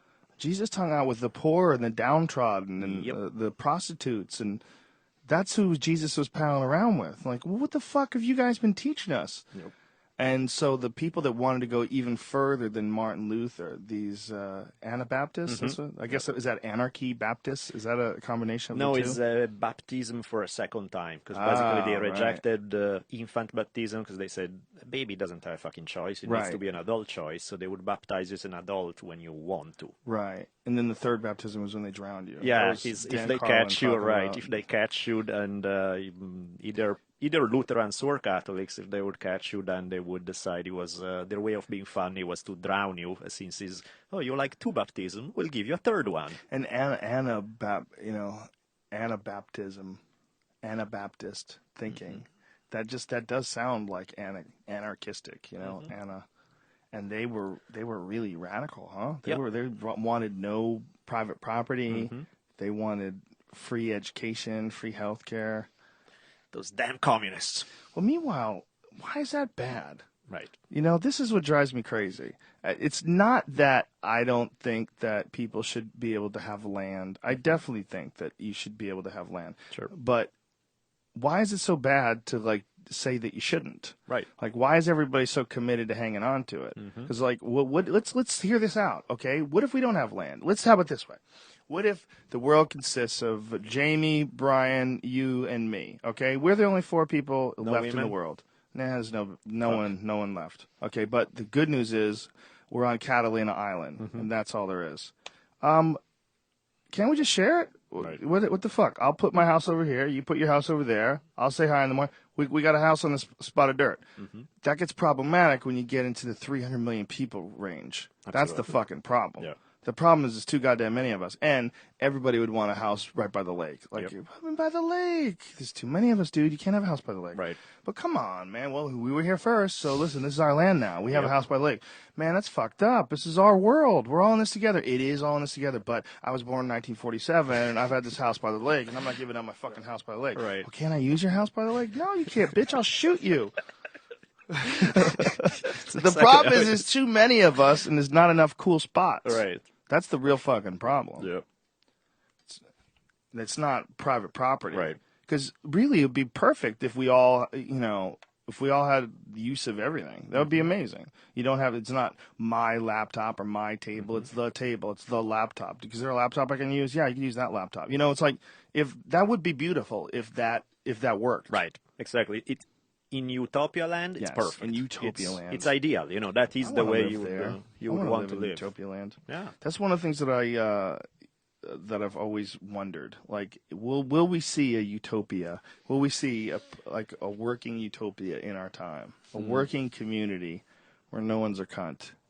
Community, I buy it. On a small scale, sure. But it would have to start as a community. I mean, it would have to. The best you could do, I think, is probably a couple of thousand people. Yeah. Yeah. Before it started getting wacky. Yeah. And you would have to have meetings, and everybody would have to really talk about, let's make sure we avoid all the pitfalls that have befallen all societies before us. Yeah. It's not easy. That's some serious end of the world type shit, though. That's the only way that would ever happen. Right, and I guess today there's a better way to go about it, because whereas in the past, if you do that, you run off into the mountains, create your one community where all the other bastards can. Today, you can have an element where you have your local community, and at the same time, you're connected to a wider world in a way that doesn't isolate you, doesn't make you weird and cultish, and cut you off from everything else. Because that was always the downside of the small community. Daniele Bolelli, party pooper. That's what I just heard out of your statement. No, it's the other way around. You started called it perfectly. Okay, I was just kidding. Let's head out for the mountains. That's what I'm saying. Let's do it, dude. Let's do it. Hunt elk with spears and shit. Nobody could say a word. Start our own families. No, you don't want to separate from society. Society's pretty fucking awesome. It's just we need to figure out a way to fix society and lessen the amount of shitty people, shitty products. Our product of creating human beings, we need to figure out a way to make less of those guys in Cleveland that kidnap girls and keep them locked in their basement for 10 years. Yep. That should be our number one priority, not curing lack of boners. Right. not arresting people for fucking selling boner pills at 7-Eleven either, Brian. Did you hear about that? They need to cut it out. They came in and they busted all those, and it was exactly as Aubrey had said. Aubrey told us that the reason why those dick pills work is because they fill them up with Cialis and Viagra and shit. Right. That's exactly what it was. It was all Cialis and Viagra. Okay. So it was and it sucks because it's getting harder to find the good ones now. Why don't you just get a prescription for Cialis? Because I don't really need it. It's just fun to do. But you can get it. You don't need it. But you I can don't get it. Yeah. You can get one. You just say, hey, my dick's not working that good. There's a lot of unscrupulous doctors. They would write you off a prescription. That way you don't have to fuck around with something you don't even know what it is. If you take a Viagra, you know that's a Viagra. So you're going crazy. You're playing Russian roulette with your health with some 7-Eleven fucking stuff that looks like Pop Rocks. You're throwing it into your drink and shaking it up. This is a real sex enhancer. Meanwhile, it's like 7 times the normal level of Cialis you're supposed to take, and you're going to break your dick one day. You're going to get that priapism. You have to drain your dick with a needle. What's funny is the one that's the Cialis one, the pills have gotten bigger on some of them, and it says like lasts up to 7 days. And then on the back it says only take one every 24 hours. So I've taken like 3 of the 7-day ones. In 24 hours? Well, no, I take 3 in a week, but that's a week's worth of boners. So that's like 49 boners in one boner. You should not do that. You're gonna break your dick. Your dick's not gonna work without them. That's what's gonna happen. And you're gonna also, confidence-wise, you're gonna rely on that wonder dick. Well, you're gonna go, how am I gonna fuck a girl with my regular dick? My regular dick just doesn't get that hard. But when I'm on wonder dick. I masturbate every day though, so I would know immediately. Well, you're on pills every day. You're constantly masturbating. I take masturbating while you're on Viagra. I take breaks. Oh, good. Well, you cycle on and off.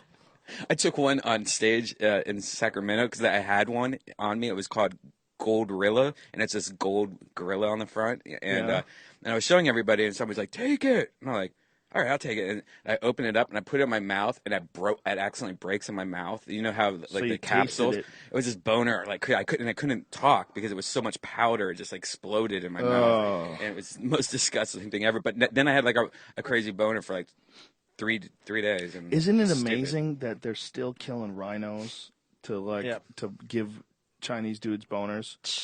Do they not know about the boner pills? Do they not know about Viagra? Is that possible? What's that horny goat seed all about? Do they kill goats? Horny goat weed. No. I don't know. I think that's a mood enhancer. Oh. Let's go with that. I'm going to read that. I've never taken horny goat weed in any mass quantities. Maybe I've taken it once or twice as an ingredient in something else. Right. Yeah, they've been knocking them down a lot lately, though.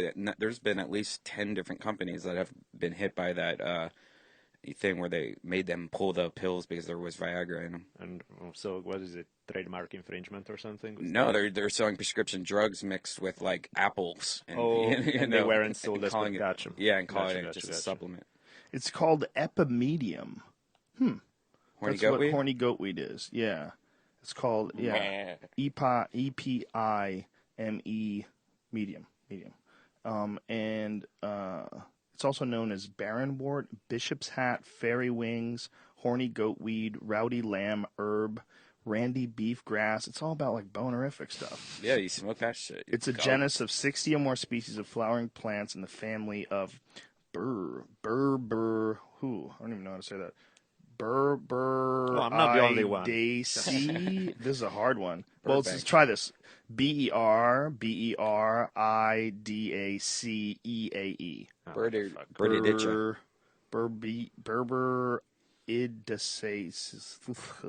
Large majority are endemic to southern China. What is it supposed to do? Aphrodisiac. Bam, son. Let's hear it, Brian. That's what it does. Many species. The qualities associated with content of icarin. According to legend, this property was discovered by a Chinese goat herder who noticed the sexual activity in his flock. See, same story as the fucking the cordyceps mushrooms. It's probably a bullshit story. Right. It's probably some marketing shit from the 1400s, Absolutely. both with the mushroom and with this horny goat weed. Totally. Even though that mushroom stuff does fucking work. I had mixed in my mind when you were telling earlier, Brian, about, hey, why are you taking those pills? You don't know what's in it. I was picturing your early story about the zombie ants, and I was imagining like that mushroom going into the pill that Brian takes and this dick exploding and Oh, contaminating. yeah, it could be. Sorry, but by the way, That that could was be the mental going on image inside that- of his little body. Well- He dies and his dick becomes like a fireworks display. Yeah. A lot of these supplements that you take, these boner pills, are actually ants. Tons of African, I think it's African black ants. What? Yeah, we've talked about this before on the podcast. Where The boner pills? yeah, a lot of them, because if you just type in boner pill ant, you'll have a bunch. Oh, of stuff. that's right. We did talk about that, but I think we got sidetracked and never came to a rational conclusion. Yeah, because I think it was one of those. one of the pills actually that was pulled by the FDA last week was even called something like boner ants or something like. This is I'll give you the rundown scientifically if anybody gives a shit. It actually apparently does have a similar effect to nitric oxide supplements, which also give you boners, which is also one of the reasons why Viagra is a performance enhancing supplement. A lot of athletes, I think it's banned from the Olympics. I think you can't use Viagra anymore. Why? Because it gives you a boost, an athletic boost. I think it's an endurance boost. The same thing it does when it gives your dick this crazy fucking wonder dick. It also does that for the rest of your body. It increases blood flow or something. Didn't know that. Yeah. You're recycling your blood in more parts of your body. Something around what he said, but with some science that none of us really know. You're getting that brain juice put in all sides on your. So this stuff, like sildenafil. So that's feel bad Viagra. anymore. That's Viagra is sildenafil. I'm probably butchering it, but it's sildenafil, and that's what's called that Viagra. This stuff that it produces called Icarin, Icariin, the active compound in inhibits the activity of PDE5, and so what this PDE5 shit is, it works the same with horny goat weed, inhibiting it as it does with Viagra. So it probably would work, but it probably wouldn't work as good because I think that Viagra shit is like nuclear. I think they've got it down. Like, this is like, I think my dick's getting a little harder. But you take a Viagra and your dick just slam, just fucking gets like body slammed against your zipper. It's like, where are we partying tonight? Your dick is just really rowdy and obnoxious, You can feel unrealistic. You can feel your heartbeat on the very bottom of it. I love that. And your heartbeat on the bottom of your dick. Yeah, like that vein that goes down the bottom.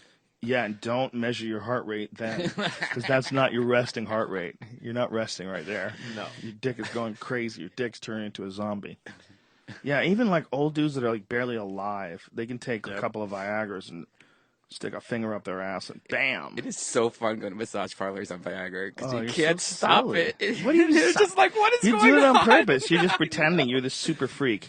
Like, baby, I'm just a super freak. I don't even know what's up. I'm trying not to think about sex, but just having you in the room I'm starting to think in the while I'm on 7,000 milligrams of sildenafil, or whatever the fuck this stuff is I'm called. starting to think that in the 70s I would have a raincoat, you know? Oh, you probably would. Well, if you didn't have a podcast, you'd have a raincoat. How That's about right. that, you fuck? Now. I've just turned into this now. Well, the problem is it's more fun than not doing it. Oh, That's yeah. why you're liking it. You're Yeah. liking doing it. People are like, why would he like to have hard-ons, go to massage parlors, and get jerked off? Why wouldn't he? Hey, I didn't say anything about jerking off. I'm just Look at it. I added that in Displaying. for comic relief. Oh, of course. I'm just displaying my boner for this poor girl. I only added that in to lighten up the moment, so it doesn't seem as much like sexual assault. Right. This one girl had a tan line from the rope the other day. It was just, From a rope. What do you mean? What? What rope? when she was carried into this country, I think. Oh, 'Cause, you son of a bitch. In San Francisco, those You are fresh. son of a bitch. They are so fresh. Like How I was fucking like, dare either she you. had a How watch dare you. and she went tanning and she took off her watch, or that's from rope. That's ridiculous. Yeah. You know what's? I don't even want to talk about it. Why? What's the matter? Go. It's too much of a. It's a scary subject. Well, that website that I always talk about, that I feel like I shouldn't talk about it You anymore. shouldn't talk about it. You It's shouldn't gonna have get never taken talked. away. It's going to get taken away, and you're going to get monitored by the government because there's a boner police out there, and they don't like people getting their boners taken care of in illegal manners. And that's what's going on. Yeah. And that's some of the lamest ways to spend tax dollars of all time. Stopping dudes from getting jerked off at like handy massage parlors. You know what really sucks? That shit. Oh, sorry. Go ahead. Oh, that's right. No, They have undercover sting operations. Well, I went in there at 3 p.m. with my boner. I took boner pills just to be sure. I told her I want a full service. She said hard. I tapped her leg twice. She grabbed my cock and I threw her on the ground. I think there's two things I wouldn't mind getting arrested for. One is having weed on me or selling or smoking weed, Right. or prostitution. I like both of those. Who cares? Like what? Oh, you like to fuck and you like weed. Who cares? Well, officer, when I threw her to the ground to make the arrest, I came all over her face. Completely coincidentally. What can I say? I'm a red-blooded American man. The fact that prostitution is still illegal in 49 and enough states in the U.S. is fucking insane. I mean, It seems like a mistake. Yeah. It seems like a mistake to tell people that they can fuck people as much as they like, but they can't get paid for it. Right. But you can marry a guy that you don't really love, and you can fuck him, and then you can divorce him and make money off of it, and then they'll write songs about you. Right. That's And it's perfectly okay. fine. Yes. You're allowed to be a gold digger, but you can't be a whore. Yeah. That is fucking fascinating. And you're not even allowed to be a gold digger, because women will like, look at that bitch. You know she doesn't even love him. He's fucking old as shit. Right. Bitch, she is 40 years younger than him. What the fuck they have in common? It's prostitution. What does it have in common? She came from Thailand. He's got $1 billion. Right. Shut your hole. You know exactly what it is. Let it happen. Yeah, I mean, How's it consenting affect you? adults. What How's the it fuck? How's it affect you, you fuck? Exactly. It's to me, it's like you're not hurting anybody else. No. As long as there's nobody's forced, there's no underage shit, there's none of that. As long Yeah. as it's consenting adults, back the fuck off. Let people live how they want. Yeah, who cares? And there's there's an argument that there's nothing wrong with sex, so why should there be anything wrong with paying for sex? Yep. And the reason why it seems like such a terrible thing to us now is that it's frowned upon, it's looked down upon. But if you look at what it actually is, like, it's just sex. Like, it's weird to massage people. Right? You got to pay someone to massage you. So you go to a place where they guarantee everybody wants to fuck, okay? Guys want to fuck, girls want to fuck. That makes sense to me. But nobody wants to give you a fucking massage, okay? They usually do don't not either. want to give you a goddamn massage. Girls don't want to give you. They'll do it for a little while. They'll do it if they love you. Right. You know, I'll give a massage to someone I love. But the reality is, I don't want to do it. Right. Shit's a lot of work. But sex is not a lot of work. Right. But yet you can pay for the massage and you can't pay for sex. That is purely Puritan values, because it is essentially the same thing. 90% of us will never get paid to massage someone, and 90% of us will never get paid to have sex with someone. Those numbers I fucking made up. Who cares? I'm They just sound good. I'm doing the math here. Help me. But the reality is, they're the same goddamn thing. It's the same goddamn thing. Absolutely. And to I me, agree it should be your choice. Right. If you're fucking skeeved out by feet and you go to massage people but you don't mind giving head, Right. that's you. That's you, man. Absolutely. It's okay. And to me, it's more honest than a lot of people. Then if you- fleshlights, how about that? We That. hocked those for 2 fucking years. It's way more honest to pay a person to do it. And lying and hooking up just really because you want to fuck somebody. But Although you're fleshlights doing. are very good. I just No, wanna I'm all say. for that. That's Very good Oh, product. and by the way, people have been emailing me 1,700 times saying, "Tell Joe to get a flashlight. He still has some in his closet. I'm sure, probably To preferably give you a unused." flashlight? You So, wanted one? uh, Well, you should have emailed me before I got here. I still have a He's few of ate them in them. the closet. I ate them. I fed them to my chickens. Green Mountain Fuck, Grip. No, but the thing is, like the stuff you're saying about how people perceive sex is really not okay in some way. There's this Yeah. Puritan vibe.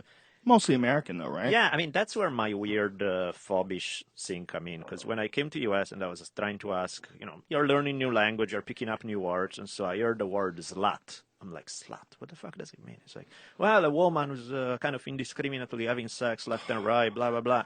And I was like, well, if sex is a good thing, then a slut, somebody who freely gives sex away indiscriminately left and right, is kind of like a humanitarian, like a philanthropist, is some sort of sexual Mother Teresa. That's a beautiful thing, right?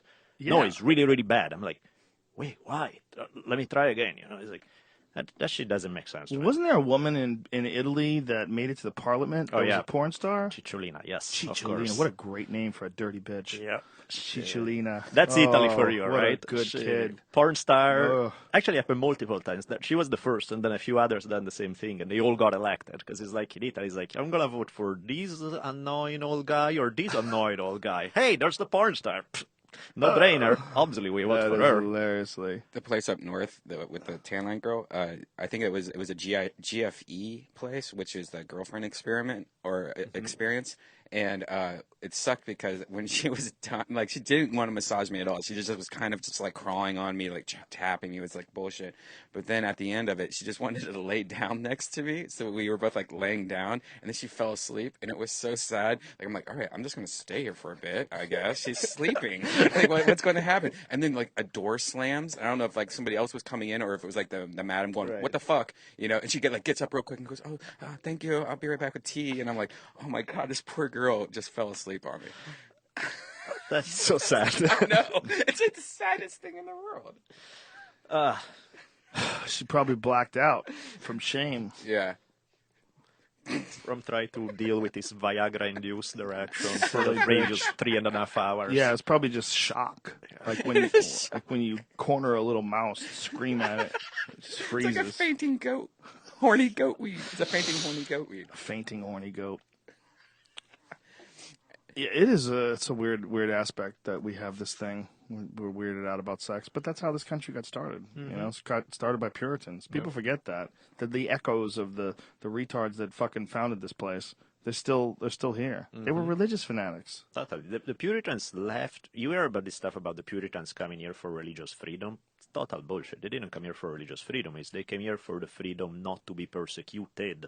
It's a whole different game. Doesn't mean we don't want to persecute somebody else. We just don't want to be persecuted. Right. That's not religious freedom. They support their own freedom. Yeah, it's like I don't like to be in that place. I don't like my place in the game. I have nothing against the game itself as long as I get to be on top. And the And they came Puritans over are here actually and just started fucking Native Americans, piling them up and stacking them and whacking them. And those are the guys who consider the church in England, those crazy liberals. They are the Puritans were the hardcore fundamentalists of their day. They're much like fundamentalists today. Back then, there was no Hollywood, so they were pissed about the theater of London. They're like, there's all this sex and spectacle and this and that. Exactly the same arguments that you hear today about fundamentalist, again, entertainment industry. Exactly the same thing as in the 1600s you would hear with the Puritans. It's amazing. So what happened? They came over first?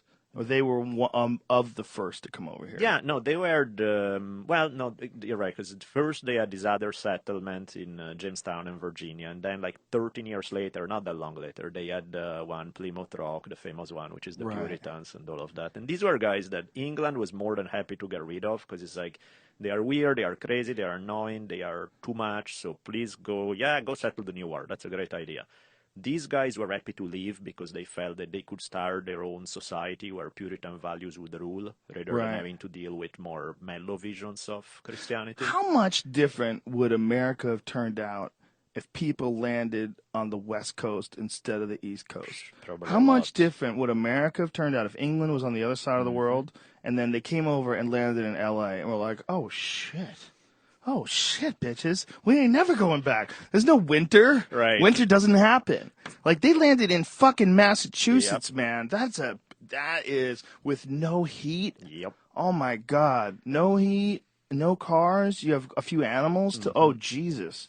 You going to try to collect food in the 4 months that everything's not frozen? Right. No, and it's funny because when they first came, they usually didn't really know how to make a living here, so they would fuck things up, and within a year or two, they would start eating each other in these cool Jesus cannibalistic Christ. stories, and it's like that's some weird, sick shit that was going There's nothing on. else they could do. It was pure survival. Yep. That happened in England too, right? Wasn't there? They reconstructed a girl that they had eaten in. She was 14 years old. That was here. That was in Jamestown, like the very first first British colony in the Americas to stay. And she was 14. Yeah, because they pissed off the Indians, so they are not gonna have much help from them. They don't know how to make a living throughout the year in a new harsh environment. Soon enough, you start eating your friends. That's always a good idea. It's fucking amazing that we've made it this far. Yeah, seriously. It's amazing. Yeah. As a person who knows as much as history, but as a person who knows as much about history as you do, it must be like really shocking when you know that this shit was just a couple of years away. Yeah. That to me is what's mind-blowing, is the stuff that has been considered normal throughout much of human history. It blows your mind to think like probably 75% of people were totally cool with these ideas that today they would land you straight in like a psychiatric hospital. Yeah. Back then, totally normal. And again, it boils down to the same thing. Is people too lazy to question what they are taught and just going with the program and just not really... why am I burning people at the stake because they believe a different idea? Well, it's what my grandpa did, and he's cool, so I must, it's like not really stopping to think, is this really healthy? Is this a good idea? Is this how I want to live? How did people find out about the Pilgrims, whether or not they were doing good enough that people decided, let's join these crazy bitches? How did all that happen? They did go back and forth. And they were telling how great it was. Well, we're eating each other. It's fucking awesome. Some people also put money as an investment in this. A lot of these weren't just random individuals coming in. They were sponsored by corporations as an idea, and it was an investment. So these guys had the economic interest in keeping the thing going. And there were plenty of people who had a shitty life in England. So even going to the crazy wild place across the world was better than what they knew back in England. And so they were willing to take chances. I mean, one of the things that people don't know a lot of the time or don't emphasize enough is the idea that a huge chunk of people who came here were basically slaves, white people, British. They were indentured servants, which technically meant you only serve for 7 years. But most of them were worked so hard by their owners that they killed them before the 7 years were up. So really, if you were an indentured servant, you're pretty much fucked because you're going to be in conditions that are semi-slavery. They are not going to survive to see the day when you are freed. So it doesn't really matter whether it's, in theory, it only lasts so long because you're never going to live that time. So a lot of these guys would run off the second they arrive here. They would try to show their best face when they show up at an Indian encampment saying, hey man, I'm a nice guy. Those guys are freak. Can you please take me in? And a bunch of tribes would take them in. And so you would have these communities where sometimes you would have a lot of British people who escape the settlement to go live with Indians, because otherwise they would get worked to death back in the settlements. And it's a trippy story. The colonies would pass these laws preventing anybody from leaving the settlements and going to live with Indians, because otherwise your labor force just left, and now you have to work on your own. Yeah, how many white dudes went Dancing with Wolves style? Quite a bit. There's a really cool story. I forget the guy's name right now, but there was, back at the very beginning of the Puritan days, there was this one community of sort of crazy, unconventional guys that left the main Puritan towns and started their own thing with a bunch of local Indians. They basically had an interracial community where they would party a lot, they would drink, have their dances. Sounded like sort of hippie heaven, except that because it was a little too hippie heaven, these guys didn't make plans for the Puritan wanting to kick their ass, because their community was actually growing at a faster rate than the Puritans. More people wanted to live there. But the Puritan had military muscle, and so they went to kick their ass and squash them. Those motherfucking Puritans. Yep. And that's us. Yep. If those hippies had planned... Yeah, fuck. I mean, I'm all for having fun, but put 2 hours a day into planning that maybe you want to know what to do when people start shooting at you. These crazy religious fucks that are dressed up like Johnny Cash and live right down the road. Exactly. Those guys are kooks. Yeah, you don't know they're kooks? They're all dressed the same. Okay, listen. We know they're kooks. Yeah.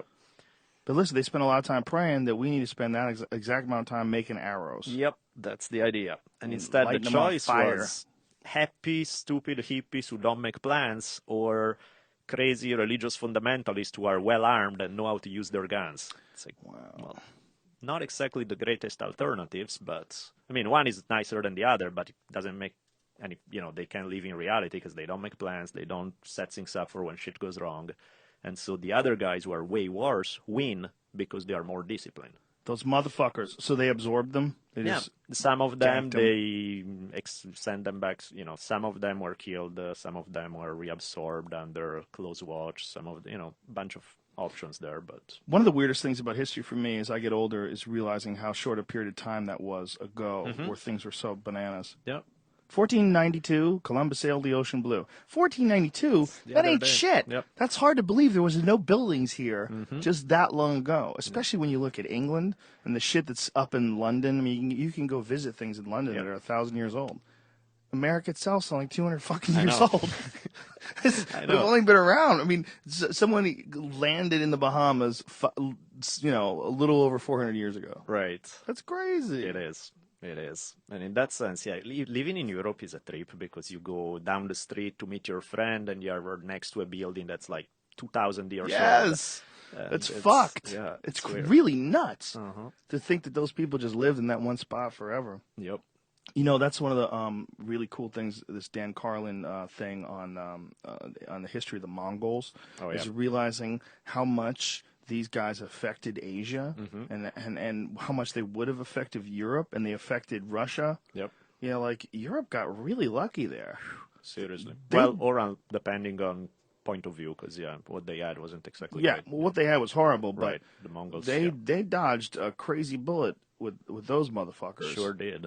And then one of the craziest things that Dan Carlin was talking about was when they took over Baghdad and killed everybody, that it literally hasn't ever recovered. No, they say it was like 600 years before the population was at the same level as before. They wiped out. I mean, the Mongols They didn't killed fuck everyone. around. Yeah, they really were genocide 101. Those guys, and they played And the they terror ruined card. Yeah, progress. They ruined cultures. They Yep. everything they learned. Yep. See ya, light it on fire. They didn't want to take it with them. no.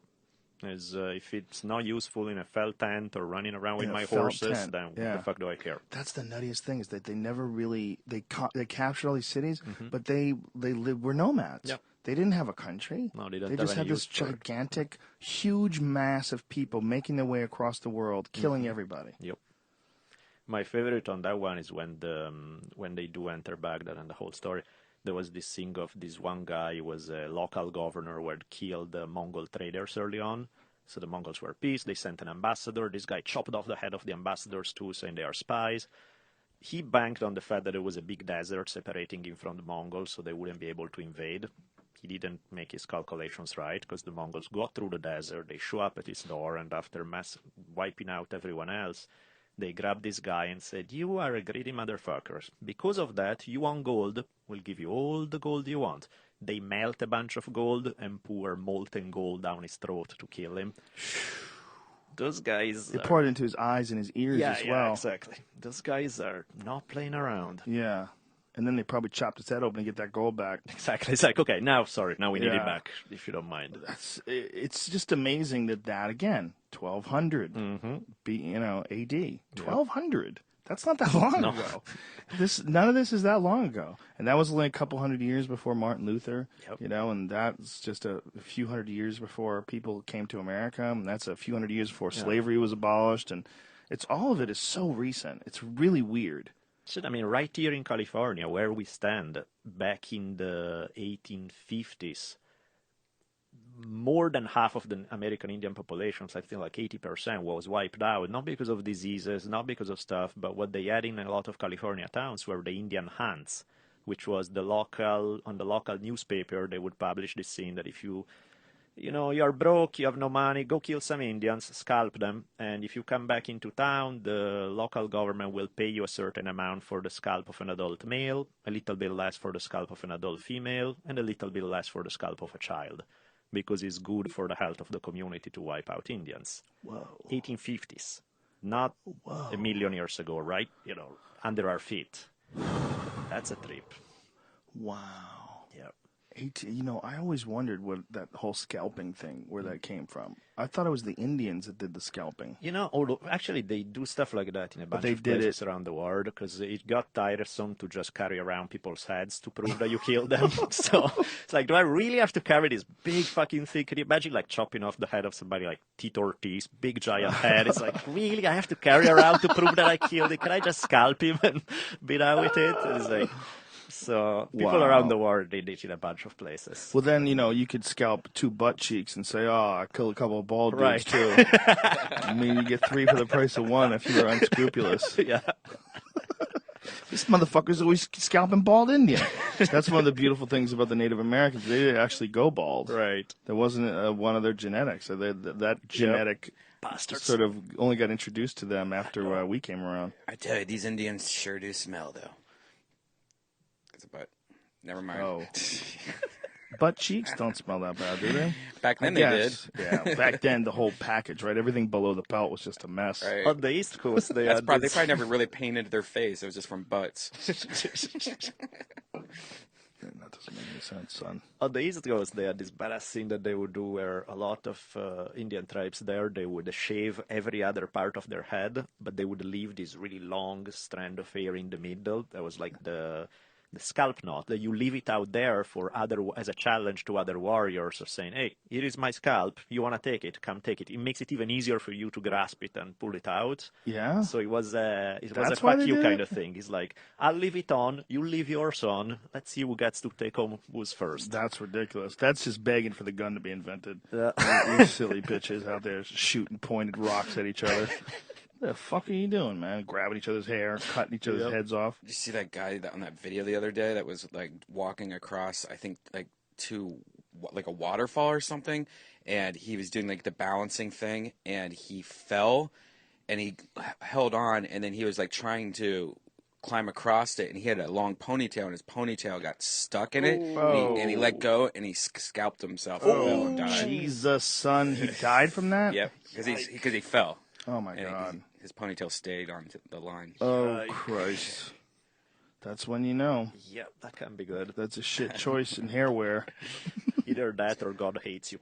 Yeah, you fucked up, son. You definitely fucked up. There was a woman in France recently who died. She fell like 900 feet to her death off a cliff. And by the time they got to her, the vultures had already eaten her. Yep. There was nothing left but bones. Sheesh. That is also how you know you fucked up. Yeah. First of all, if you're in a place where they're not killing the vultures, everybody's like, well, we need these vultures. Well, you know what the problem is now? They have laws in this part of Europe where you have to kill livestock when they die. You have to burn them. So because of that, the vultures don't get to naturally prey off the livestock. So vultures are actually going down and attacking live things because they're starving to death. Because the government cleans up the dead animals and burns them. It doesn't allow the vultures to eat them. So now you have vultures that are carrying away dogs. Right. And they're going after pets. They're getting livestock and shit. Like vultures are scary. Vultures are scary. That's, as much as, sweet, cool nature. Well, yeah, to a point. Yeah, nature's nice and cool as long as you're in your car. Yeah. Or you're in your house, or you have a gun. Right. Or there's, slow people behind you and in front of you that will get eaten first. Exactly. It's like... I had a dream last night that a friend of mine had like an animal snuck into his house and we couldn't get it out. And it wasn't a big animal. It was like a raccoon or something. But it was terrifying in this dream. Like the raccoon was behind the TV and we're trying to chase it out with sticks. And it was like, fuck, shit. Think about how little the goddamn raccoon is. And I was terrified of this fucker. Get him out of your house, man. We're trying to stick a fucking broomstick back there to get rid of this raccoon. And in my dream, it was horrific. It was because I was thinking, if this raccoon just goes for it and just jumps on my face, I am fucked. My face is made out of toilet paper. It's just like soft, mushy shit. Right. Your face is barely more durable than a fleshlight. Yep. Basically. Raccoons and skunk both scare me because in my backyard, somehow they get in there once in a while, and I have like a fenced-in yard. Do you leave cat food out there? No, but somehow they just do it. It's weird. And I'll just be sitting outside, whatever, on the porch, and out of nowhere, I'll just see like this skunk or a raccoon like running towards me because it's like it doesn't realize that I'm sitting there, and I'll be like, "Hey, get away from here!" And then so it just stops. I'm like, "Okay." Hopefully it just turns around, walks away, nothing happens. Most of the time, they won't engage you unless they're rabid. Right. But they will engage you if they're rabid. Yep. Yeah.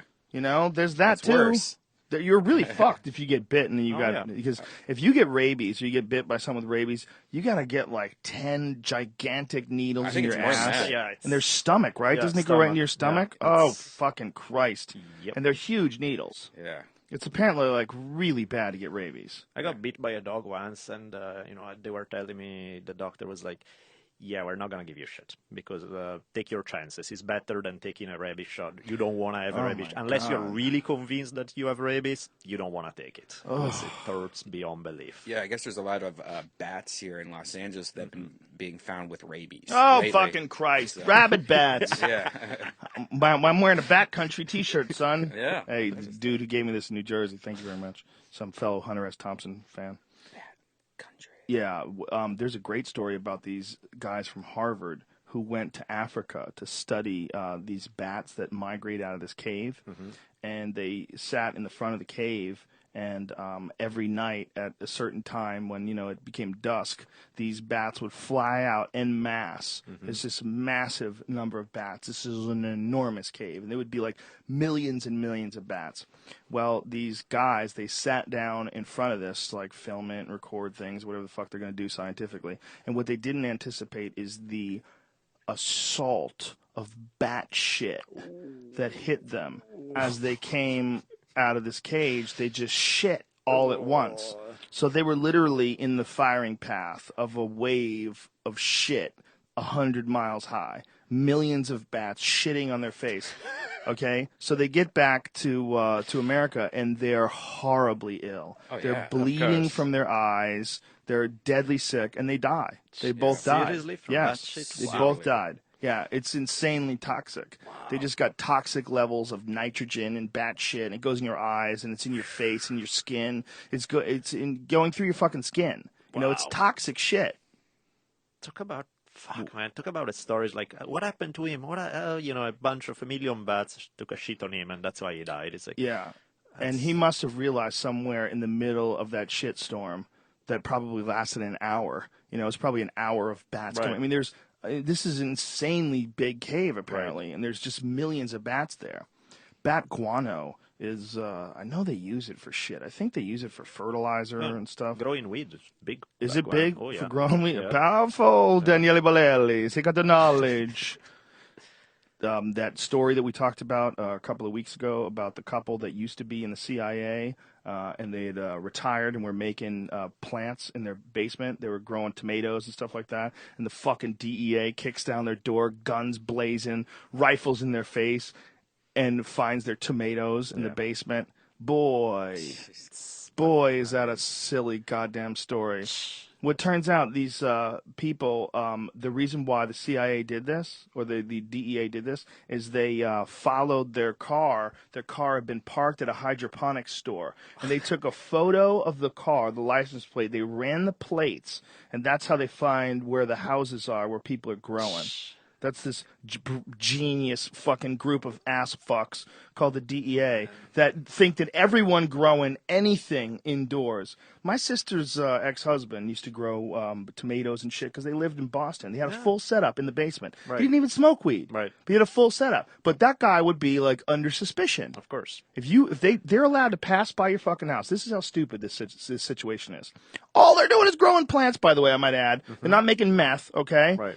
They're allowed to go by the places where they teach you how to grow plants, take pictures of your fucking license plate, and then run them on the suspicion of you doing drugs. Find out where the fuck you live, stake out your house. Yep, for sure they're growing plants. We're going in, boys! Go in, guns blazing, with dogs, and shoot your dog if you've got one. Yep. They shoot your fucking dog. Almost every time they go into these people's houses. They shoot puppies. They'll shoot collies. They don't care if your dog's a threat. They shoot dogs. And then they find out you're making tomatoes. I mean, that's the dumbest shit. That's why, to me, it pisses me off when I hear people who are all like, I love freedom, but I'm pro-drug war, I'm against legal prostitution, I'm against... It's like, you're not pro-freedom, motherfucker. You're only pro the freedom of the stuff you like. That's just what it is. Well, Obama said recently, he had a speech in Mexico. He said that he didn't think that making marijuana legal was a good idea. So the most hilarious thing ever. Like, the idea that making anything that A, benefits people, P, people want to do, and C, there's no victims. Right. To say that, And then you're talking specifically with the people who would, in a logical scenario, benefit from it being legal. The reason why all this money is being made by drug cartels is because drugs are illegal. Right. If drugs were legal, these people wouldn't be making that money. Out of business. Yep. I mean, just that alone is impossible for some people to grasp.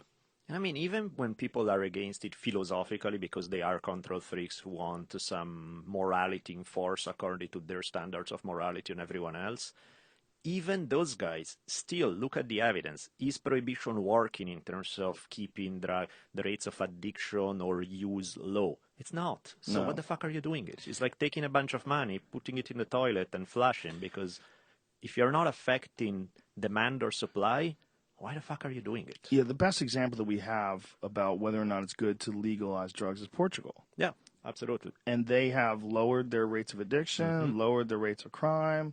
It's real simple, folks. People don't like being told what to do, and they're going to do whatever the fuck they want to do. But if you tell them what to do, then they're going to rebel. And that's just what they do. And when people rebel, sometimes they're not even doing what they want to do. They're just doing what you don't want them to do. So that seems like the thing to do because they don't like you fucking controlling them.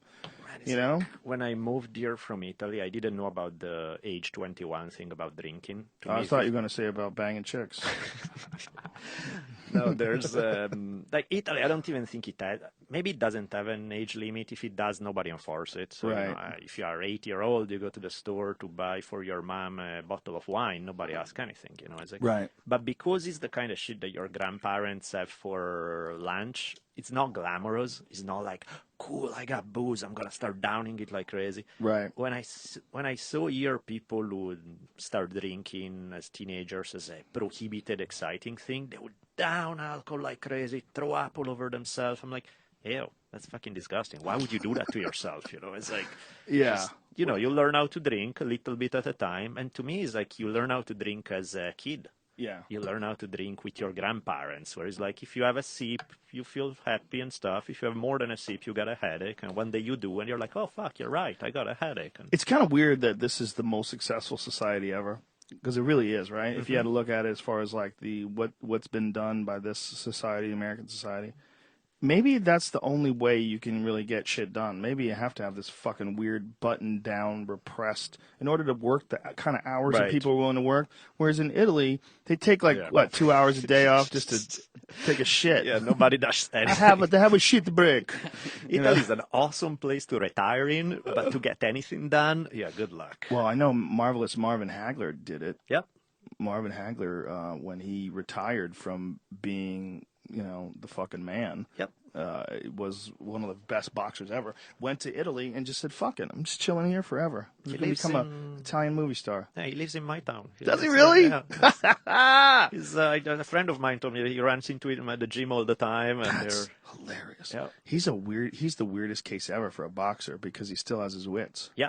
He was, and man, what a good boxer he was. He was too. amazing. He was one of the all-time greats. Yeah. But he's still he's lucid when he talks. And he lost to Sugar Ray Leonard, and he said, "That's it, I'm done." Right. But he really meant it. He's the only guy that I can ever recall. Yep. Everybody out, like Sugar Ray Leonard, broke everybody's heart, came back, Right. won a couple fights, and then lost a couple fights very badly. Right. The Terry Norris fight, classic example. That was Right. a brutal beatdown. Yeah. Terry Norris beat the shit out of him. weird. That was scary. The fight with Hector Camacho, when Hector Camacho stopped him, it was like, oh Jesus, He was at the end. He broke everybody's heart just like everybody else. Right. No, Aguilar was smart, man. He made the call. He didn't really take that much abuse. Actually, he took more abuse in some of the fights he won. Like there was the fight with Mugabe, Yeah. where they beat the shit out of each other. Yeah, or but- even the one with Tommy Ernst. That was Yeah. like the most intense round I've ever seen in combat sports. Yeah, It's- you want to watch a great fight.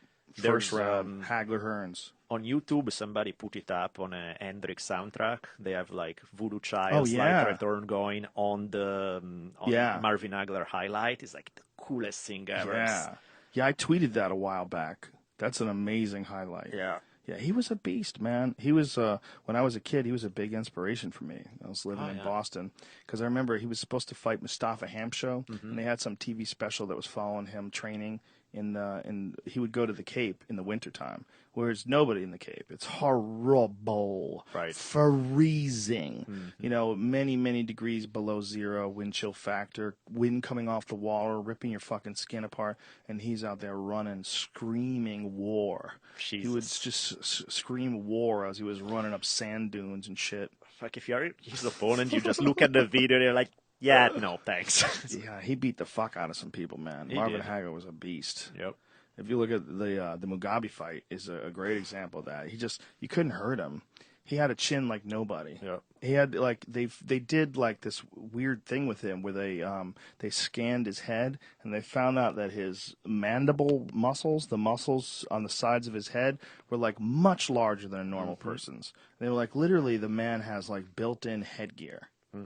And you're like, what? I guess you get that from biting down, maybe, or something, or biting down on mouthpieces, or genetics, fucking who the fuck could be knows, genetics, or whatever it was. The dude was just like really hard to hurt. That was one of the big things about him. Like you could never hurt. Like Tommy Hearns couldn't hurt him. Right. Mugabe couldn't hurt him. They would nail him, but he would just keep coming forward. Nobody ever stopped Marvin Hagler. Nobody ever stopped Marvin Hagler. No. Not even close. Nobody even fucking came close to stopping that guy. Yeah, there's been a few guys like that throughout history that just for whatever reason just had that just extra motivation above and beyond everyone else. And he was smart to call it quits when he did, because, Yeah, I mean, you fuck do yeah. see those guys a la Nogueira who have these ungodly chins who can take so much abuse. But after a while, you know, you hit a spot where it's like, okay, you clock the X amount of punches you could take in your life is done, and now every other punch you take is going to drop you. And, yeah, that's gets really sad to see old great fighters that don't. That's one of the saddest aspects of fighting. And wouldn't it be amazing if they figured out how to fix that with like stem cell research? Like they figured out how to reverse pugilistic dementia and cure brain damage from fighting. That would be beautiful. Yeah, because it makes you think twice about training stand-up sparring for real. Because Fuck yeah, it does. You know, you grapple, it's all limbs, right? Yeah. It sucks, but it's not. Listen, I know your people brain. who've gotten bad concussions from grappling. Yeah, that's They true. fall funny, Yep, that's you true. know, and a lot of heads collide with knees and accidental things happen where you get knocked unconscious. You're taking a chance no matter what you do, but it's the subconcussive blows from boxing, the continual process of getting hit. Yeah, because that's not an accident in training. That's the name of the game. It's hitting you in the head, and you take it over and over and over. After a while, you know, there's can be a good thing for your brain. Especially if you're training with some fucking animal who hits hard. If you're in there with like some guy on a regular basis and he likes to beat up sparring partners, great. You just got a little stupider every day. Exactly. Every day of your life, you get a little stupider. That's how I do. How do you do it? Like when you spar, because when you grapple is easy, you know, as long as you're not a dick, you're not going to hurt people. Well, accidents happen. You got to but, just find really good training partners. That's the most important thing. Because, I mean, don't you find sometimes when you are done with a sparring session in striking that sometimes you're not entirely sure how well you did? Because it's like you didn't really go full out where you, like, that shot that I hit him with, was it what did it have the juice really behind it, or he would have just shrugged it off and that's it? You know, it's like, does it ever happen to you, or you feel like you know what's up by the end? Well, I think you have to, like, if ego-wise, you have to realize that, like, when you're sparring, you're both pulling back. So shots that you got hit with, you maybe would have got hurt in a real situation, and shots that you got hit with, your response, maybe you wouldn't have been able to even deliver it. Right. So it can get unrealistic for guys who like to spar light, but they take shots on the chin and then keep moving forward as if in real life they would be okay. Right. Like that becomes a real problem for sure. Right. And that's one of the problems with developing techniques under minimal stress. But if you're doing it correctly, if you're being well trained, they won't allow you to develop those really bad habits, because those really bad habits, like you can fundamentally alter the thinking that allows you to spar like that. Right. Number one, most important thing, it's two important things, but number one is great trainers. You have to have a trainer that trains you in a technical way and makes the class move in a technical way as well. And number two, training partners that you could trust, so you're not going to blast each other. Yeah. And then you got to make sure that you go full out on the mitts and the bag, so that in a real scenario you can deliver those shots with full impact. You know, but it's a tricky game. Striking is a tricky game. You know, it's a very, very dangerous endeavor, but it's awesome to get good at. Ooh, it's punch. It feels great, but it's that line, right? If you do a little too little, is unrealistic because it's like, come on, you're barely touching each other. Yeah. If you go a little too hard, those are all brain cells saying goodbye. Yeah, my young days when I was a young man, one of the things that I was concerned most with was the potential of brain damage. Yep. You know, I'd known too many people that I'd seen slowly slip away from the gym wars and kickboxing and boxing training and stuff like that. But, you know, on the other hand, it's fucking exciting to watch. Big time. And if people are going to keep doing it, like did you see the Mayweather fight this weekend? Now, Mayweather, I just can't take it.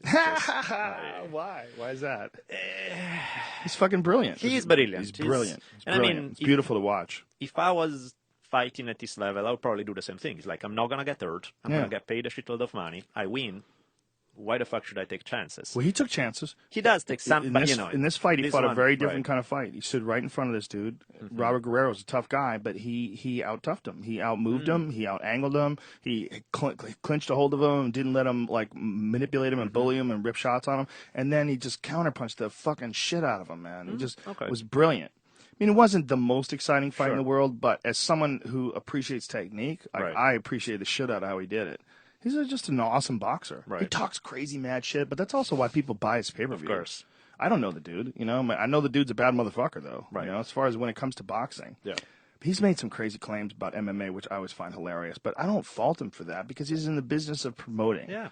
You know, that's like part of his shtick is, look, he knows there's a lot of people that are paying attention to MMA. If he starts talking mad shit about MMA fighters, people who don't even watch boxing will pay attention to his fight and even buy it to see him lose. Absolutely. Like, I saw some people that I know, they were, like, tweeting, you know, I think Mayweather loses this weekend. I was like, what are you even saying? Yeah. What are you even talking about? Do you know what you're watching when you're watching that guy? You're watching an all-time Hall of Famer. Yeah.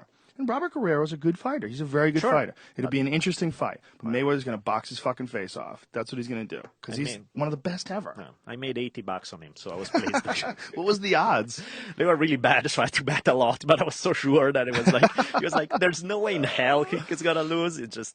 He could hurt his hand. Yeah, that's the only way he could. And he did, in fact. He hurt his right hand somehow in the fight, but he kept throwing it. Or the John Jones thing, you know, it's obviously John Jones was going to win, but it's like, well, shit can happen, you know, it's like... Yeah, act of God type shit. Yeah. You know, John Jones' foot wasn't even broken. The toe wasn't even broken. Dislocation was? He just dislocated it and twisted nasty, it and man. broke the skin. Crazy. Yeah. That wasn't even broken. And they're like, he'll be back training in 6 weeks. Wow. Like, what? 6 fucking weeks? He didn't look that like looked that. like a 6-month injury, Yeah. but apparently, nope, no problem. As soon as they set it, they stitched up the cut, set it, and they're like, you'll be all right. It was funny how he barely even... I don't think he noticed it until Dude, you he was pointed doing it cartwheels. out. Yeah. And he was doing cartwheels with a fucked up toe. you were like, hey, look at your foot. No, He's like, He noticed it. Oh, he not? Okay. Yeah, we were talking, and he was like standing, I think he noticed that when he's stepping, that he was stepping in something wet. Okay. So he looked down and realized it was blood. He's like, "Where's this blood? Oh my goodness, I have a broken toe." And that's when he realized there was something wrong with his Right. foot. It was totally him looking down at it. Yeah. It was fucking crazy. It was a crazy moment because nobody knew what to do because I was interviewing him and it was on TV, so nobody acted. So I had to kind of like grab the stool, call in the doctor, sit down. You still want to do this? It's like, I still want to talk. I'm like, okay. It was a weird moment. I know you had to tell somebody to get a chair for him. Well, I got a chair for him. Yeah, I wound up exactly. getting the chair myself. I was like, can we get him a chair? And then I'm like, no one's moving. And like, everybody was like, oh shit. You know, no one wanted to get in the way on TV either. You know, it's one of those things. There's probably like strict rules as to who can enter the octagon in that situation. You know, you have to. But that was probably one of the weirdest injuries that I've ever seen. Who saw that coming? Beating some guy up, you hurt your own self. And yeah, you were this close to losing the fight when you have dominated the whole He wouldn't time. have lost. They would have taped that fucking foot together. He would have gone. Yeah. Okay, yeah. If they could, if they even if he didn't have to tape it together. Chael would have had to come close enough to clinch him, and he beat Chael up so bad in that first round. Chael was in a lot of trouble doing anything in that second round. Yeah. I mean, the fight was almost over. The round was almost over. I think there was like 30 seconds to go, maybe less. Much. Yeah. But the beating that he put on Chael was ferocious, man. Those elbows. He's a motherfucker, dude. He's scary, man. He's a motherfucker, and he's getting better all the time. Yeah. It's so cool to watch what is like a real exceptional athlete, an exceptionally gifted person come along in MMA. Yep. You know, because he, to me, is like a Roy Jones Jr. type character, like a guy who's coming out of nowhere, who's just so athletically talented, as well as all the other things, as well as disciplined, as well as he's got the whole package. And he's creative. He's fun to watch because he's not gonna do just the same fucking thing that he does well and he wins by whatever. He actually pulls off these crazy moves that you never know what he's gonna do, and it's like that spinning elbow he does when he gets you up against the cage is like a tornado of bones. Yep. It's just you're just getting smashed. Yep. That is just it's amazing. The kid's only like 25. Like, what the fuck? What's he going to be like when he's 35? Yeah, because he's not really taking damage. So at this rate, he can go on forever. Yeah, and how is he going to take damage? It's like, who's going to be able to solve that fucking puzzle? Like, what is, sometimes you look at a guy's style and say, you know what that guy needs? If you find a guy who does this and that, he might be in trouble. The closest is Vitor Belfort catching him in that armbar. Yeah, but I mean, that's sure. Everybody can lose. Yeah. One mistake happens. Anybody can. There's always that percentage where you can lose any fight, no matter what. But it's like the odds are so low. Right, and you know what freaks me out about that armbar? He let that dude fuck his arm up, man. Yeah. He let that dude way hyperextend his arm. Yeah. He never tapped. No. He did not tap, and then he beat him up, and then he tapped him. Yeah. He tapped him with a fucked up arm. It's like, so he's got this mental game down as well. Yeah, because it's like he got his arm popped in the first round, and he won, in the fourth? So it's like, it's not even like he won right away, and then he was like, could pay attention to his That was arm. a nasty armbar, too. He did. Vitor did that. That was some real black belt shit. Perfect. Yeah. That's, oof.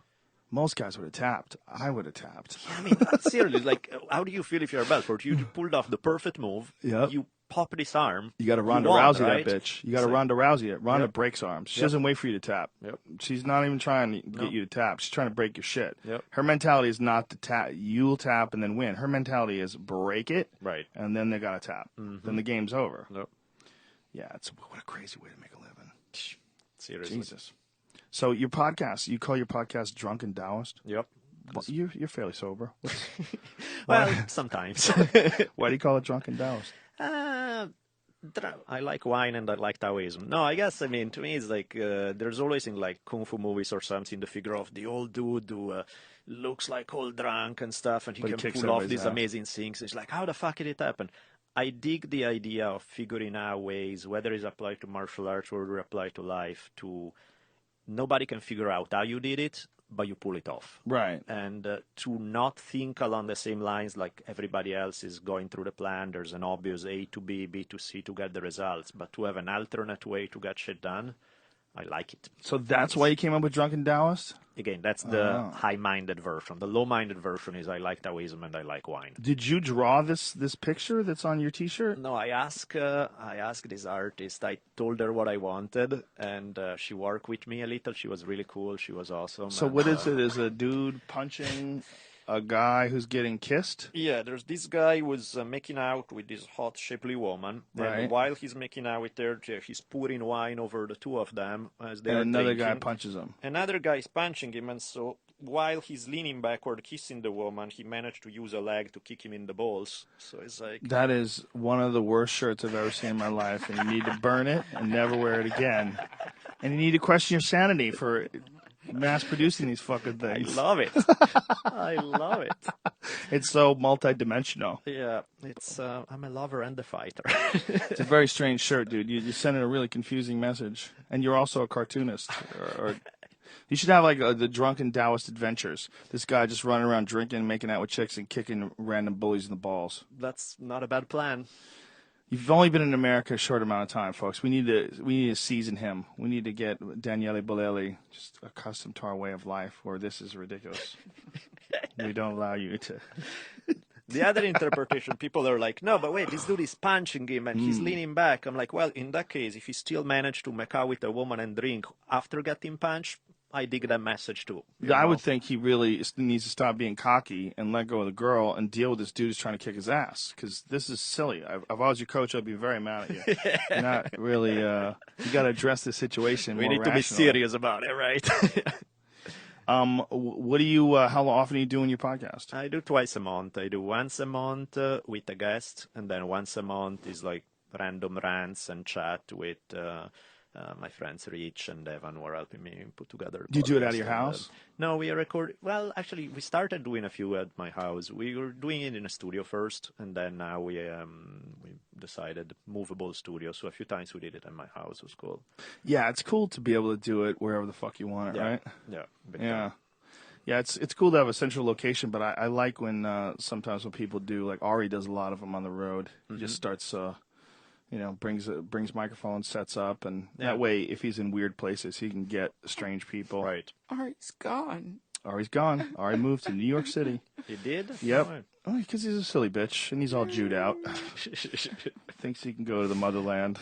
He can't go to Israel, so he thinks he's just going to go to New York, and that's the other Jew motherland. They're going to accept him with open sandwiches. We had a going away podcast where he brought this huge box, and inside the box was just shit that he was going to throw away. And he's like, if you come to the show, I'm going to give away presents the whole night. Right. So he had like all this random shit that he like bought when he was really stoned and never used or never even opened the boxes, like just random things like Raid, air bombs, for cockroaches and like just weird shit. And then at one point he's like, all right, who here, the next 5 people, who here does drugs, raise your hand. And he's just throwing out prescription medicine to people. What? He's fucking like, he grabs this one thing and he goes, oh, I better not do that. Like, cause I think it was like acid or something. He just puts it in his pocket. But it was just ridiculous. And then he opens like, this thing of joints and he gives a joint to every single person in the audience. And then he's How many people were in the audience? Probably like 30, 40, something like that. He gave 40 joints away? He gave a lot. I mean, it was just a huge thing of joints. And then he's just like, all right, everybody smoke it. And so everyone's smoking it and just... In the comedy store? In the comedy store. You can't even see anything.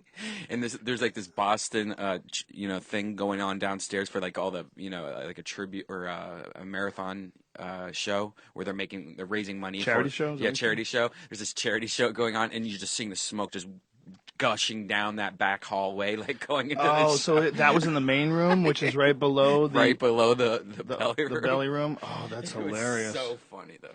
That's ridiculous. Yeah, he literally burned his bridge. Exactly. Yeah, you can't do that indoors. They can lose their license for that shit. You're not supposed to do that, you fuck. Allegedly, that all happened. Yeah, allegedly, because if people were smoking in the audience. I think you used to be able to smoke on stage as a part of an artistic performance. I think you can still do that, Still do that? Yeah. Because Stanhope used to do it. He used to smoke on stage and make fun of how it was a part of an artistic performance. Mm-hmm. You're allowed to smoke on stage. Some stupid loophole. Yeah, I remember that because he smoked in Ohio. He went and played this like building that's owned by the campus. It's just like a building for speech and speakers and stuff like that. But it had a bar in it. It was really weird, and I think they tore it down since then. Ohio State. And Doug played, and he wanted to smoke so bad. But this is like owned by the school, and there's like definitely no smoking allowed in it. And he goes, I don't care, everyone can smoke. And he just started smoking. Like the bartender lady, who was just like this older lady that probably was retired, and I don't work at the old college. But she's like, oh, stop it, please. And she was just getting upset because she didn't know what to do. And the whole campus was just like cigarettes. Everyone was smoking cigarettes in that little room? Because Because Stanhope did it on stage? Yeah. So were they allowed to tell him to stop doing it on stage there, or was it an artistic performance thing exception? I don't know. He did it anyway. He just didn't care. He told everyone in the audience to do it also. The problem with cigarettes is it fucks with other people. Yeah. That's the problem with that stinky drug. And it doesn't. That's the one thing that Stanhope says, that if he could stop, he did this Opie and Anthony thing recently where they were talking about addiction because, Jim Norton is like real clean and it made some news source. It was because it was an interesting conversation where Stanhope was advocating that, he's a shitty comic if he's not drunk.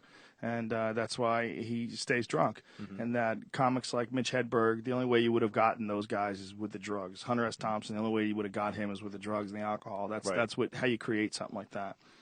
Which is a weird sort of conversation to get into with people. Right. But he said the one thing that he regrets is the cigarettes. Yeah.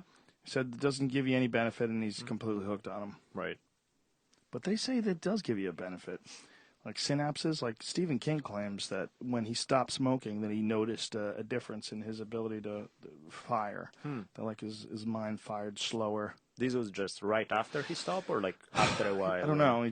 He made a comment on it. I don't think it's right after. I think it's the effect of it. I think when people are on nicotine all the time, nicotine is like some kind of a stimulant. Yeah. It relaxes. No. I tell you, but it doesn't really relax. That's sort of a... Oh, it does. It relaxes your nerves and everything. Right, but the reason why it relaxes is because it feeds your addiction.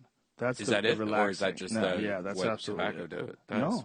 No, that's what you when you get an addiction and you become a junkie, you need it, you need it, you need it. Goddamn, I'm stressed out. I need it, I need it, I need it. Ah, I got it. Well, cigarettes relax me, but they also got you to the point where you needed them, where you were fucking crazy. And it looks cool. It's like, yeah, but it is a stimulant, meaning it is a a drug that. But that's not a relaxant. It's the exact opposite Really? of something that relaxes you. A stimulant is the opposite of something that relaxes you. Right. Exactly. That's why when you definitely do get that feeling of relaxation, but that feeling of relaxation is the same thing that heroin users get when they shoot up. Right. Boom, boom, boom. And they see those little white glowing butterflies float out of their soul as they lay back on the pillow and let go of the rubber band. Let that hot heroin just race through your body. I think you just caused about 17 people listening right now to fall back into heroin. The people that have done it, man, that's the problem with heroin. They say it's fucking awesome. Yep. People that have even take those pills have said it's awesome. Oxycontins, people that have had Oxycontin issues. Yeah, some guy posted a thread about it on the message board. He's talking about opiates, how amazing they are. It's just terrible that they're so bad for you that you can't take them, but the feeling apparently is just amazing. I read somebody a while ago say now, yeah, it's fucked up because it messes you up horrendously, but so we should leave it legal for people who have like a few months left to live, because it's like, what are you going to fuck up anyway? You know, you're dying anyway. But you feel like a god for the last 3 months. And I agree with that. Well, that's what we're doing anyway when we give them morphine. That's what we're doing when we're giving them Oxycontins. We're basically giving them opiates, right? Right.